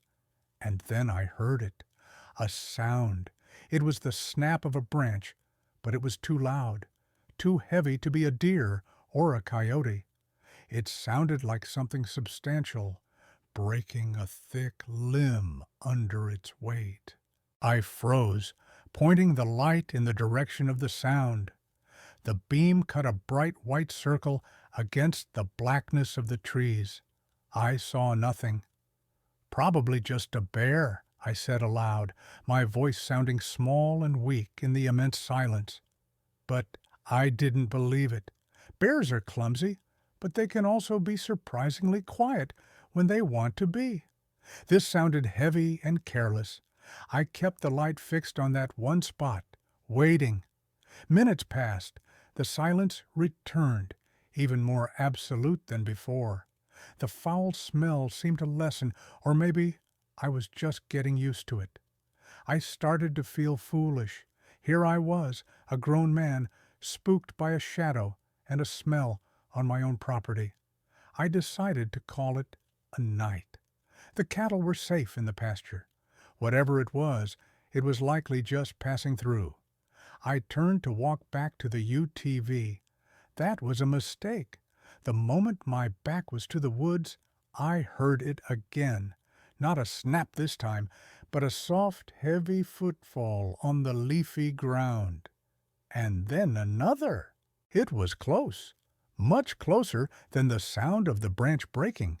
It was just inside the tree line. My blood ran cold.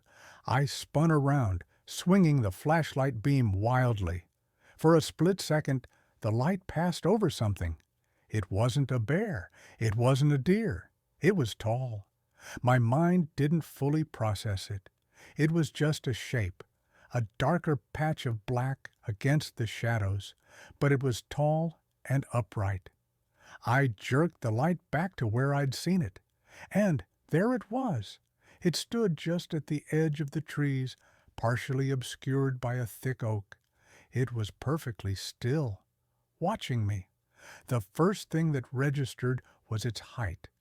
I'm 6 feet tall, and this thing towered over me.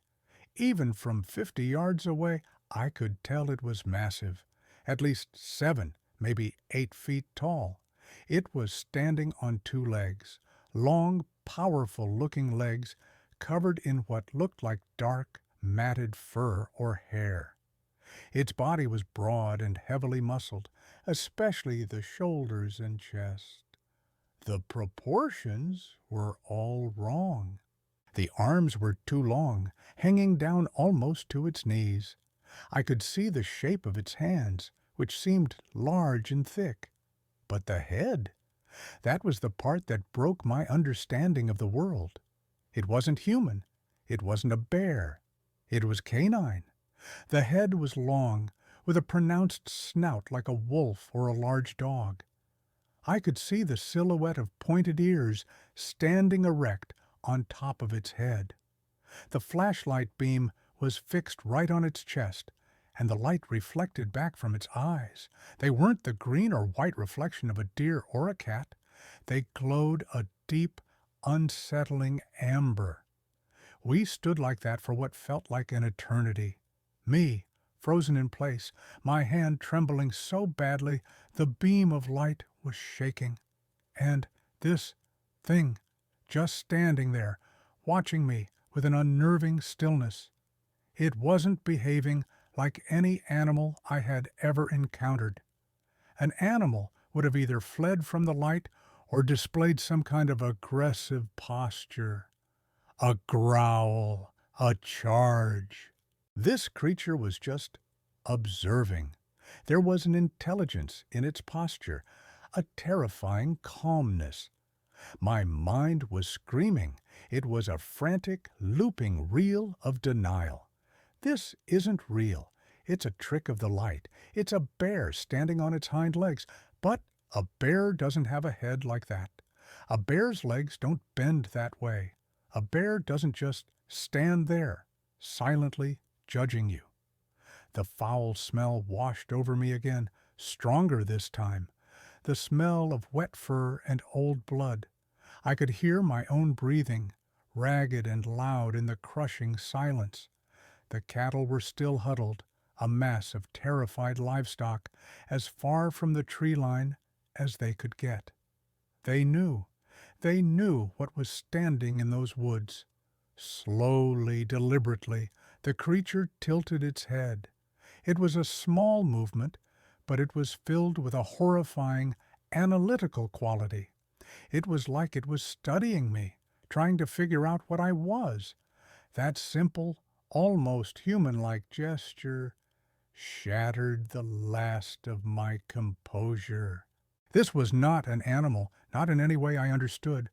My survival instinct, an instinct I didn't even know was so strong, finally kicked in. It screamed one word in my head: run. I started backing away, slowly, never taking my eyes or the light off the creature. One step, two steps. My heel hit the tire of the UTV. The creature remained motionless. It just watched me, its amber eyes glowing in the dark. I fumbled for the door handle of the UTV, my hand slick with sweat. I wrenched it open and threw myself inside, my eyes still locked on the woods. The moment I was in the seat, the thing moved. It wasn't a sudden charge. It just took one long, fluid step out from behind the tree, revealing its full form. It was immense. The sheer bulk of it was staggering. It was built like a linebacker, but taller and covered in that dark, shaggy hair. It took another step, its movements unnervingly graceful for something so large. I jammed the key into the ignition, my hand shaking so violently it took 3 tries. The engine roared to life, shattering the silence. The sound seemed to finally provoke a reaction.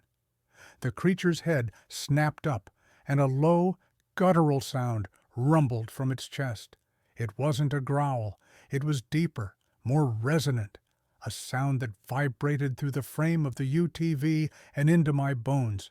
It was a sound of pure menace. It lowered itself slightly, its powerful legs bending, and I knew it was about to charge. I didn't wait to see it. I slammed the gear shift into drive and stomped on the accelerator. The tires spun in the damp grass, then caught, and the UTV shot forward. I didn't look back. I couldn't. I drove like a madman, careening across the pasture, my eyes fixed on the distant, welcoming lights of my house and barn. The ride back, which usually took a leisurely 5 minutes, was over in less than 1. I didn't slow down as I approached the barn. I skidded to a stop on the gravel, jumped out, and ran for the house, leaving the UTV running, its headlights cutting 2 bright paths into the darkness I had just fled. I burst through the back door, slamming it shut behind me and fumbling with the deadbolt. My wife, Sarah, was in the kitchen. She jumped, a hand to her chest, her eyes wide with alarm. "What in the world is wrong?" she asked. "You look like you've seen a ghost." I couldn't speak. I just leaned against the door, panting, my heart feeling like it was going to explode out of my chest. I went to every window on the ground floor, checking the locks, pulling the curtains shut. Sarah followed me, her initial alarm turning to serious concern. "Talk to me," she said, her voice soft but firm. "What happened out there?" I finally found my voice, but it was shaky and thin. "There's something in the woods," I managed to say. "Something big." I tried to explain what I saw. As the words came out, I could hear how insane they sounded. It was standing on 2 legs.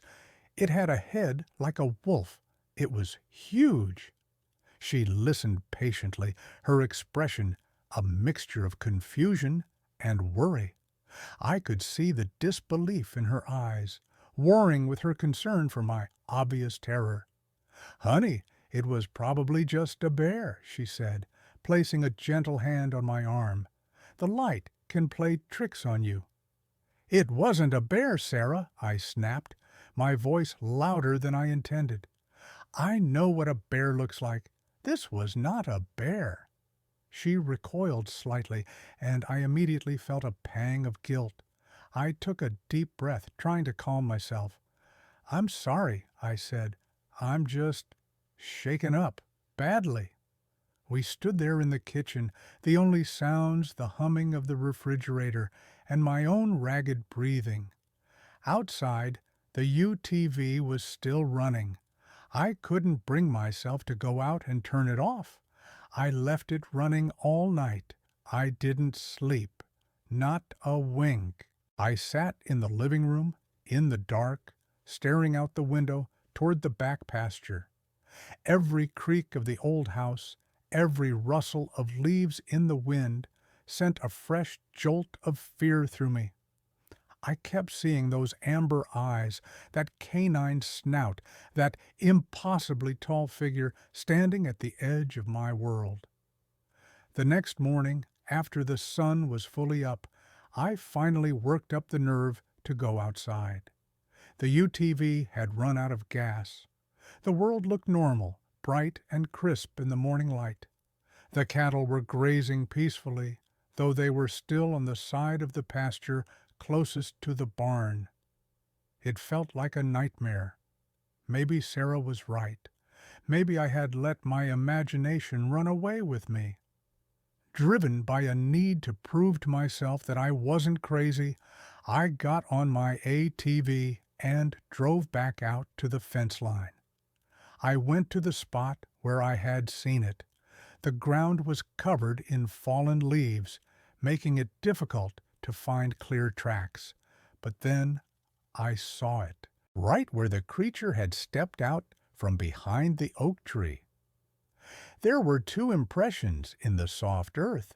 They were huge, far bigger than my own boot print. They were not human. They were long and vaguely dog-like, but the imprint showed a distinct heel and a weight distribution that meant it had been walking on 2 feet. I could see the marks of where large claws had dug into the dirt. I stared at those tracks for a long time. They were undeniable proof. I wasn't crazy. It was real. I took a picture with my phone, though the image doesn't do the size and depth of them justice. That day, I started making changes. I went to the hardware store and bought the most powerful floodlights they had. I installed them on the barn and the back of the house, angling them to illuminate the entire area, all the way to the tree line. My property is now lit up like a prison yard at night.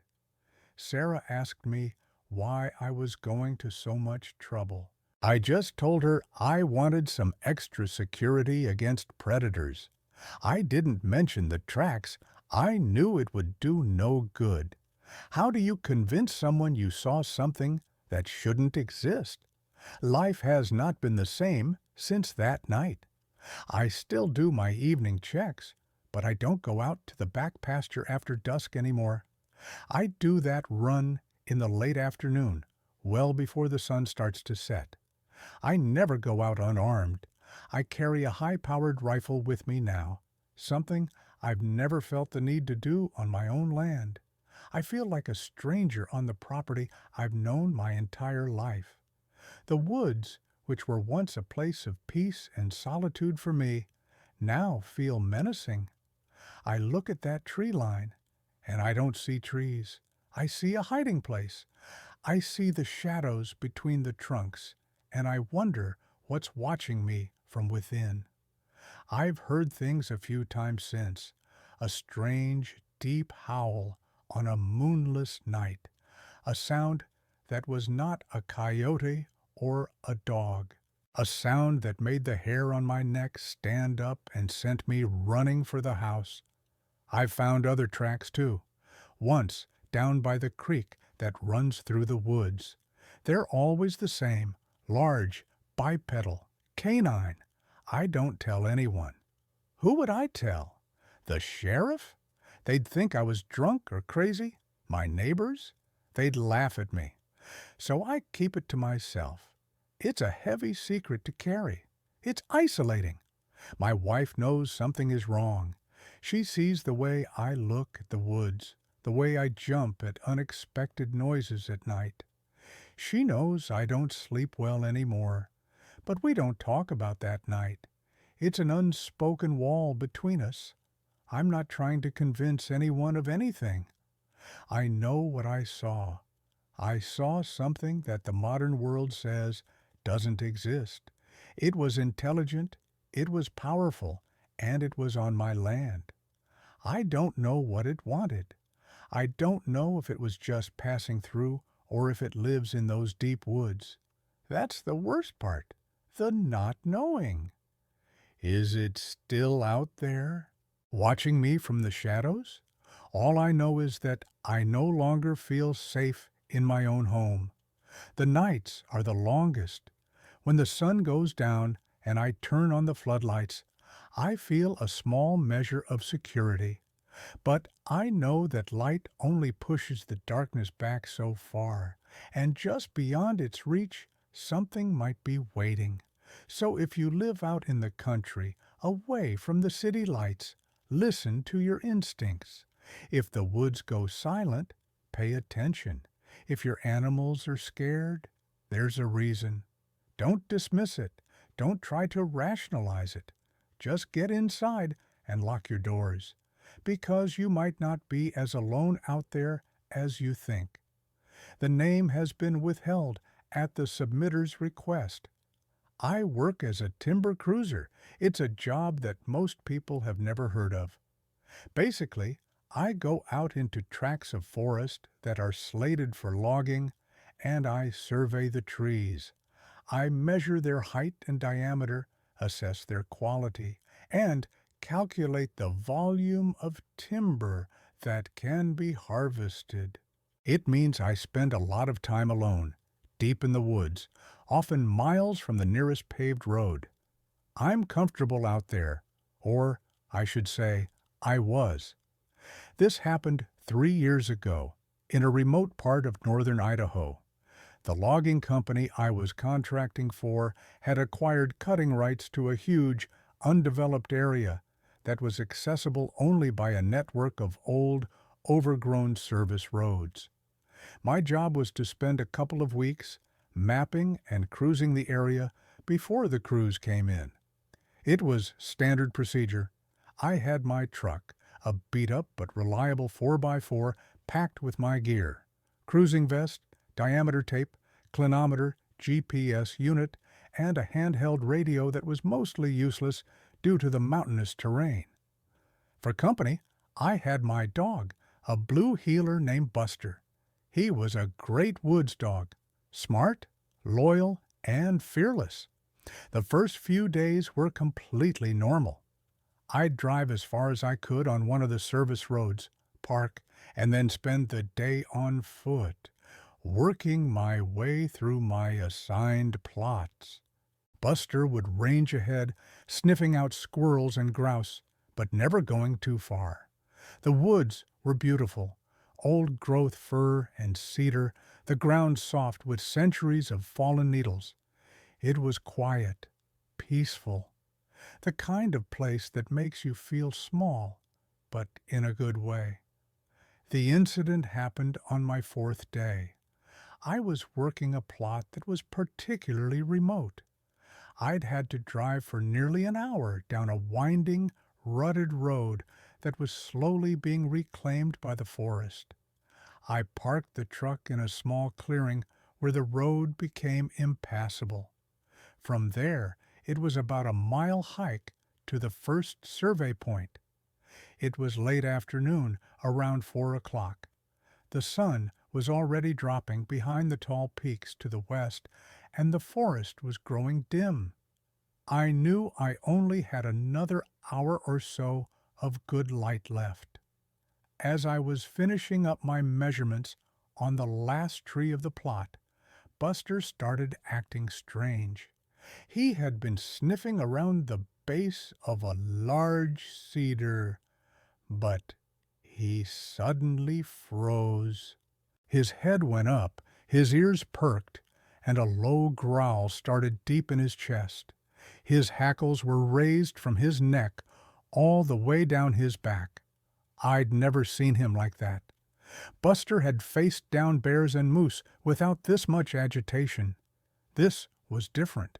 He wasn't being aggressive. He was scared.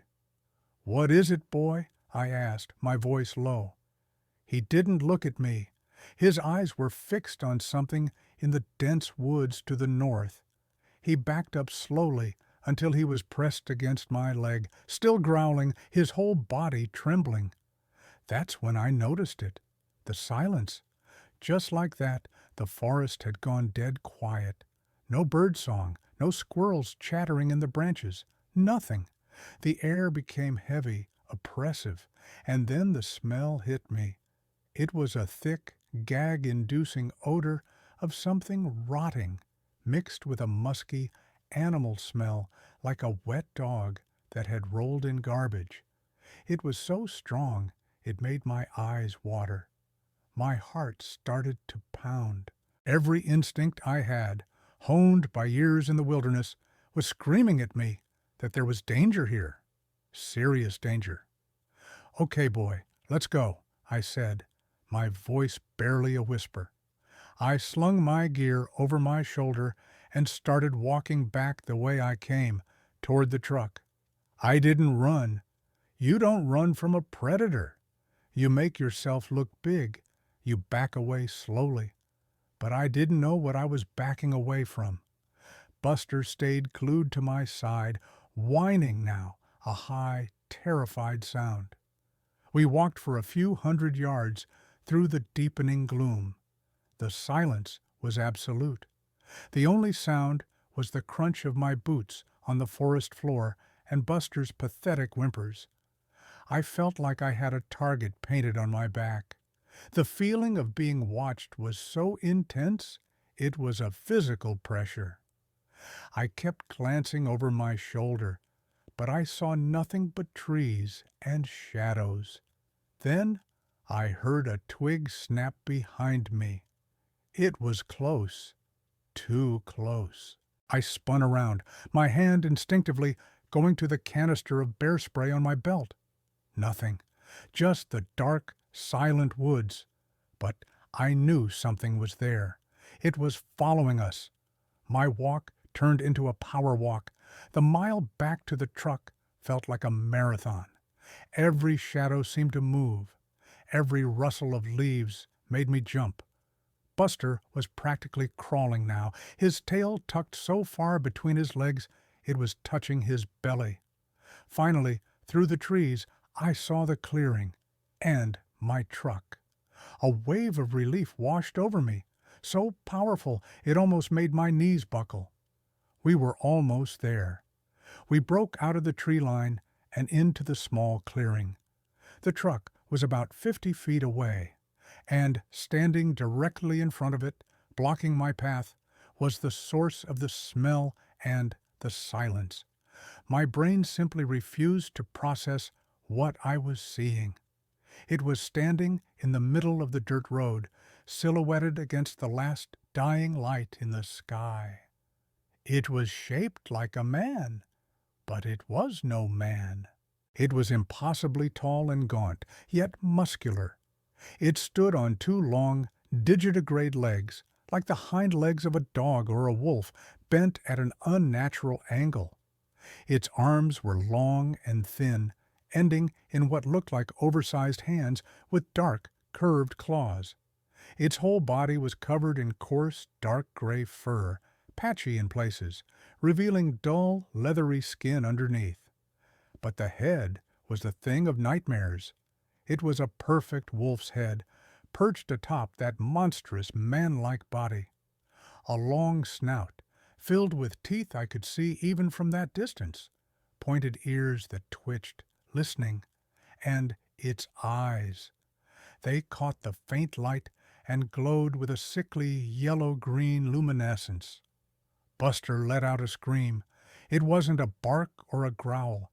It was a sound of pure, abject terror I have never heard a dog make before or since.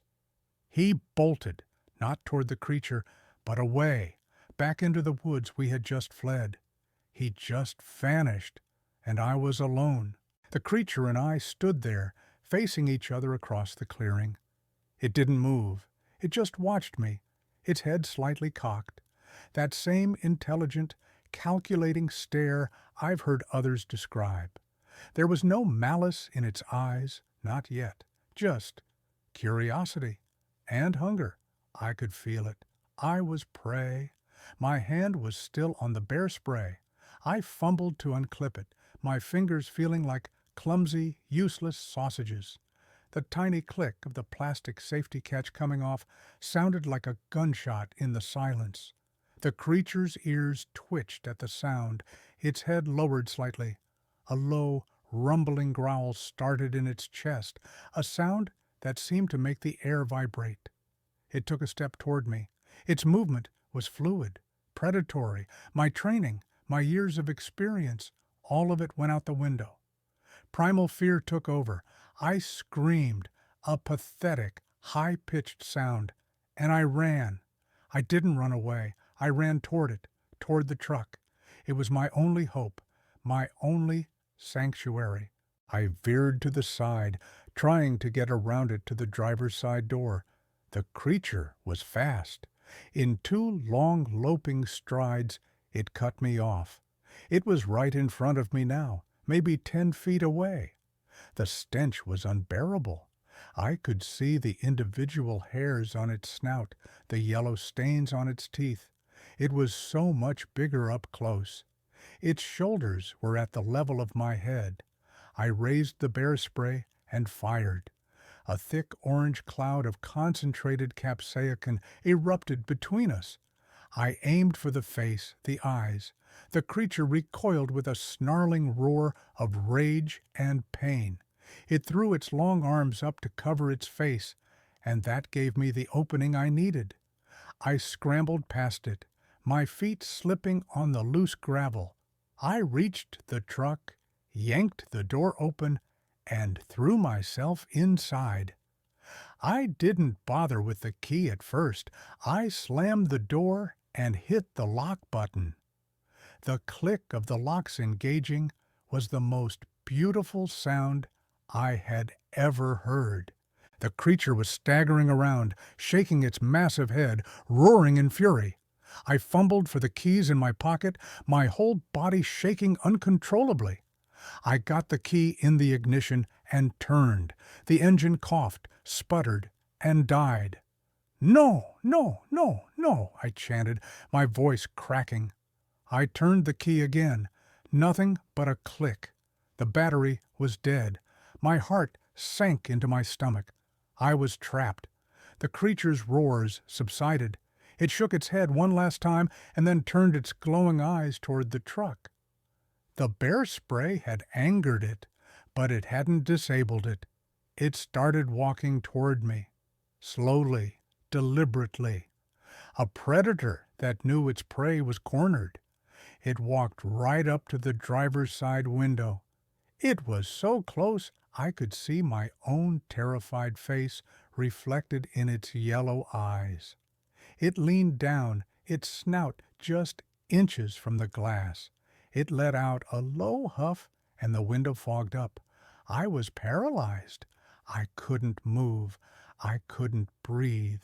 I was going to die here, in my truck, in the middle of nowhere, killed by something that shouldn't exist.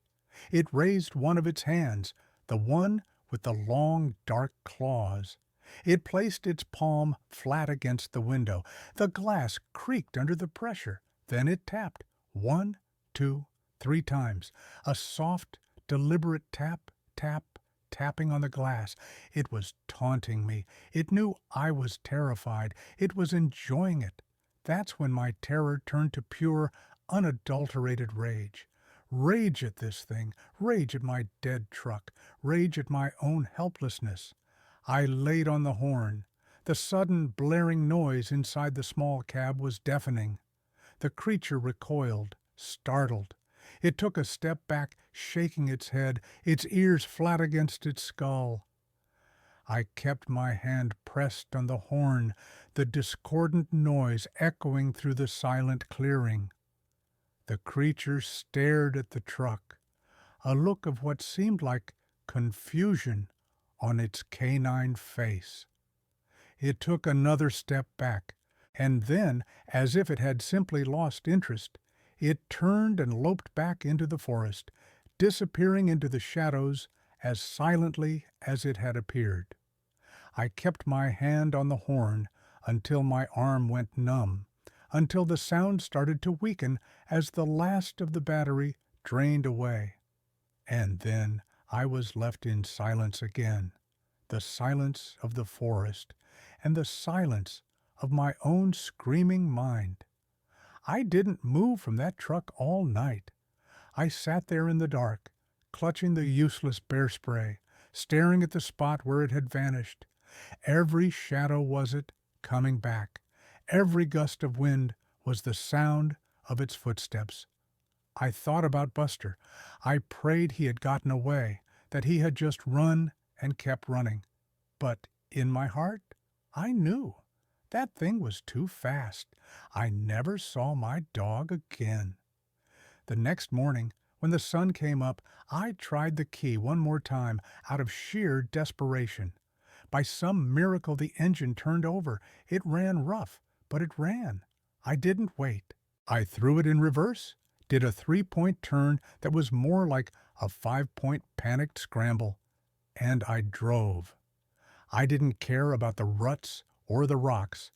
I drove as fast as that old truck could go, bouncing and sliding all the way back to the main road.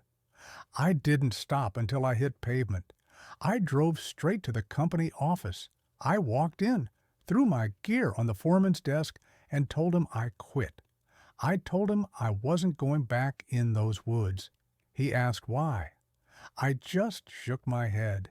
What could I say? I saw a werewolf and it killed my dog? They would have had me committed. I just said the job wasn't for me anymore. I packed my things and left Idaho that day. I drove for 2 days straight until the mountains were just a memory in my rearview mirror. I work a desk job now. I live in the suburbs. There are street lights and sirens and the constant hum of traffic. I haven't set foot in a forest since that day. I can't. I can't even watch nature documentaries. The sight of a wolf or even a large dog can trigger a panic attack. I have nightmares every single night. I see those glowing yellow eyes. I hear that tap, tap, tapping on the glass. I feel that utter soul-crushing helplessness. I lost my job, my dog, and my peace of mind on that lonely logging road. I know it sounds crazy. I know it's not something that's supposed to be real, but I was there. I saw it. I smelled it. I looked into its eyes. It's real. And it's out there in the deep, dark, quiet places of the world. And I will spend the rest of my life making sure I never go near those places again. The name has been withheld. When I was 17, my cousin Mark and I were inseparable. We both lived in a small town in rural Pennsylvania, and we spent most of our free time outdoors. Our favorite thing to do was to go camping in the Allegheny National Forest. There was a spot we loved, a primitive campsite, about a 5-mile hike from the nearest access road. It was on a small bluff overlooking a creek, surrounded by old-growth hemlocks. We had probably camped there a dozen times. We knew the trail by heart. We knew where to find the best firewood and where the cold spots were in the creek. It was our place. It felt safe. This particular trip was in late summer, the last weekend before school started. We hiked in on a Friday afternoon. The weather was perfect, warm and clear. We set up our small 2-man tent, gathered wood, and by the time dusk settled in, we had a crackling campfire going and were cooking hot dogs on sticks. It was just like every other time. We told stupid jokes, talked about girls and cars, and planned all the things we were going to do our senior year. The stars came out, brilliant and clear, without any city lights to wash them out. Everything was normal. Everything was perfect. The first sign that something was wrong came around 10 o'clock. The woods, which had been alive with the sounds of crickets and frogs and the occasional hoot of an owl, fell completely silent. It wasn't a gradual quieting. It was sudden, like someone had flipped a switch. One moment, the air was filled with the symphony of the night. The next, there was nothing but the crackle of our fire. Mark and I looked at each other. "Did you hear that?" he asked. "Hear what?" I replied. "Exactly, nothing." We both sat there, listening to the silence. It was eerie, unsettling. We'd been in these woods at night many times, and they were never, ever this quiet. "Probably a bear or something spooked them," I said, trying to sound casual, but a knot of unease was already forming in my stomach. "Yeah, maybe," Mark said, but he didn't sound convinced. He picked up a thick branch and tossed it into the fire, sending a shower of sparks up into the darkness. We sat for a few more minutes, the silence stretching on. The fire seemed smaller, the darkness beyond its light deeper and more menacing than usual. Then came the smell. It drifted in on a slight breeze, a foul, coppery scent, like old blood and damp, musty fur. It was nauseating. "What is that smell?" Mark whispered, his nose wrinkled in disgust. "Smells like a dead deer," I said. But it didn't, not really. A dead animal has a smell of decay, but this was different. It was more potent, more predatory. We both grabbed our flashlights, powerful mag lights that were our pride and joy. We swept the beams around the perimeter of our campsite, into the wall of blackness that surrounded us. The beams cut through the dark, illuminating tree trunks and ferns, but nothing else. There was no sign of anything, but the feeling of being watched was overwhelming. It was a palpable sensation, like a physical weight, pressing in on us from all sides. We were no longer alone. Then we heard it, a footstep, a heavy, deliberate crunch of leaves and twigs. It came from the darkness just beyond the reach of our firelight. It was followed by another and another. Something was walking, and it wasn't walking on 4 feet. The rhythm was wrong. It was the steady 1-2 cadence of something bipedal. "Dude," Mark breathed, his voice trembling. "What was that?" "I don't know," I whispered back. My hand was shaking so badly I could barely hold the flashlight steady. The footsteps continued, slow and measured. It was circling our campsite. We could hear it moving through the undergrowth, always staying just out of sight. A branch snapped to our left, loud and close. We both jumped, whipping our flashlights in that direction. For a split second, my beam caught something. It was a leg, a long, powerfully built leg, covered in dark, matted fur. It was bent backwards at the knee like a dog's, but it was attached to a hip that was far too high off the ground for any animal I knew. Then it was gone, swallowed by the darkness again. "Did you see that?" I gasped. "I saw something," Mark said, his voice a choked whisper. "It was big." The circling stopped. For a long moment, there was only silence again. The oppressive, terrifying silence. We stood back to back, our flashlights pointed out into the darkness, our little island of firelight feeling more like a cage than a sanctuary. Then a low growl echoed from the direction where we had seen the leg. It was a sound that defied description. It was deep and guttural, filled with a vibrating menace that you felt in your chest more than you heard with your ears. It was not the growl of a bear or a dog. It was the sound of a monster. Panic took hold. "We have to get in the tent," I said, my voice cracking. "The tent?" "That's just a piece of nylon," Mark hissed. "It's better than nothing. We can't just stand out here." The growl came again, louder this time, closer. That decided it.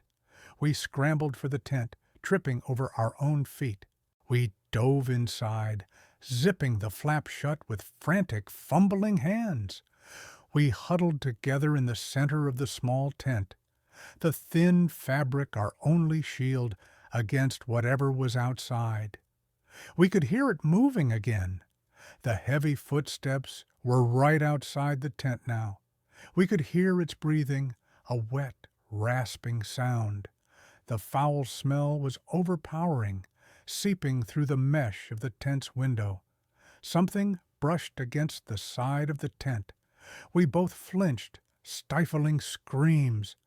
The nylon wall flexed inward, pushed by something heavy. We could see the silhouette of a large clawed hand pressing against the fabric just for a second before it was gone. Mark was crying silently, tears streaming down his face. I wasn't much better. I was reciting every prayer I had ever learned, my mind a jumble of terror and desperation. We stayed like that for hours, huddled in the dark, listening to this thing circle our tent. It would walk around, stop, and then we'd hear that wet, sniffing sound right against the tent wall. It was investigating us, studying us. It wasn't acting like a predator trying to get at its prey. A bear would have torn the tent to shreds in seconds. This was different. It was intelligent. It was toying with us. Sometime in the deepest, darkest part of the night, it let out a howl. It was right outside our tent. The sound was so loud it felt like the air itself was tearing apart. It wasn't the howl of a wolf. It was longer, more mournful, but filled with a terrifying power and rage. It was the sound of something utterly alien and wrong. After the howl, it went quiet for a long time. We didn't dare move. We just stayed there, frozen, listening. Eventually, exhaustion began to overtake the terror. I don't know if we slept or passed out or just entered some kind of fugue state. The next thing I knew, I was aware of a faint gray light filtering through the tent fabric. It was dawn. The woods were no longer silent. We could hear birds singing. The world sounded normal again. We waited for what felt like an hour, listening for any sound of the creature. Nothing. Finally, I slowly, cautiously unzipped the tent flap just a crack. I peered outside. The campfire was a pile of gray ash. The campsite looked undisturbed, except for one thing. Circling the entire campsite, just at the edge of the clearing, was a ring of deep, massive footprints in the soft dirt. They were bipedal. They were not human. They were long and canine, with deep claw marks. We didn't talk. We didn't even look at each other. We moved with a single-minded purpose. We threw our gear into our packs, not bothering to fold or organize anything. We abandoned the tent. We just left it there, and we ran. We ran the entire 5 miles back to the access road. We didn't stop. We didn't look back. We just ran until our lungs burned and our legs were jelly. When we reached my car, we threw our packs in the back and peeled out of there, spraying gravel everywhere. We didn't speak the entire drive home. We just sat in a shared, terrified silence. When I dropped Mark off at his house, he turned to me before he got out of the car. His face was pale, his eyes hollow. "We don't ever talk about this," he said, his voice flat. "Not to anyone, not even to each other. It didn't happen." I just nodded. I didn't know what else to do. And we never have. From that day forward, something broke between us. We had been like brothers, but the shared trauma didn't bring us closer. It drove a wedge between us. He couldn't look at me without being reminded of that night, and I couldn't look at him without feeling that same terror. We drifted apart. After graduation, he moved out of state, and I've only seen him a handful of times since. When we do see each other at family gatherings, it's awkward, polite, distant. The night in the woods is a forbidden subject, a ghost that stands between us. He chose to deal with it by denying it ever happened. But I can't do that. I know what happened. I know what we saw, what we heard, what we smelled. I've replayed that night in my head 1,000 times. The silence, the footsteps, the growl, the silhouette of that clawed hand on the tent wall. It wasn't a bear. It wasn't a man in a suit. It was something else, something ancient and terrifying that lives in the deep woods. I haven't been camping since. I don't even like hiking anymore. The woods are no longer a place of comfort for me. They're a place of fear. I know that thing was intelligent. It could have killed us at any moment. It could have torn through our tent and ended us. But it didn't. It just terrorized us. It fed on our fear. And that, to me, is the most horrifying part of all. It wasn't just a beast. It was a monster. And I am certain it's still out there. The name is anonymous. Thank you to everyone who took the time to listen tonight. And a genuine, heartfelt thank you to the people who trusted me enough to share their experiences. I know it's not easy to talk about these things, and I appreciate your courage in sending them in.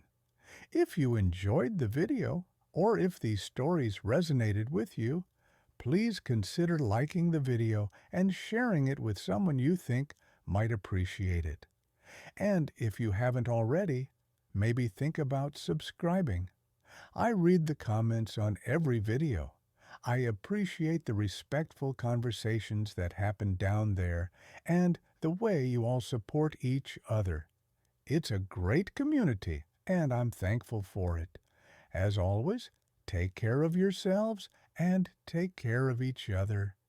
Keep your head on a swivel, watch over your loved ones, and stay safe out there.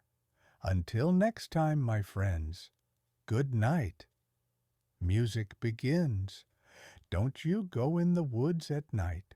Don't you go when the moon is bright. There's a thing with amber eyes underneath the silent skies.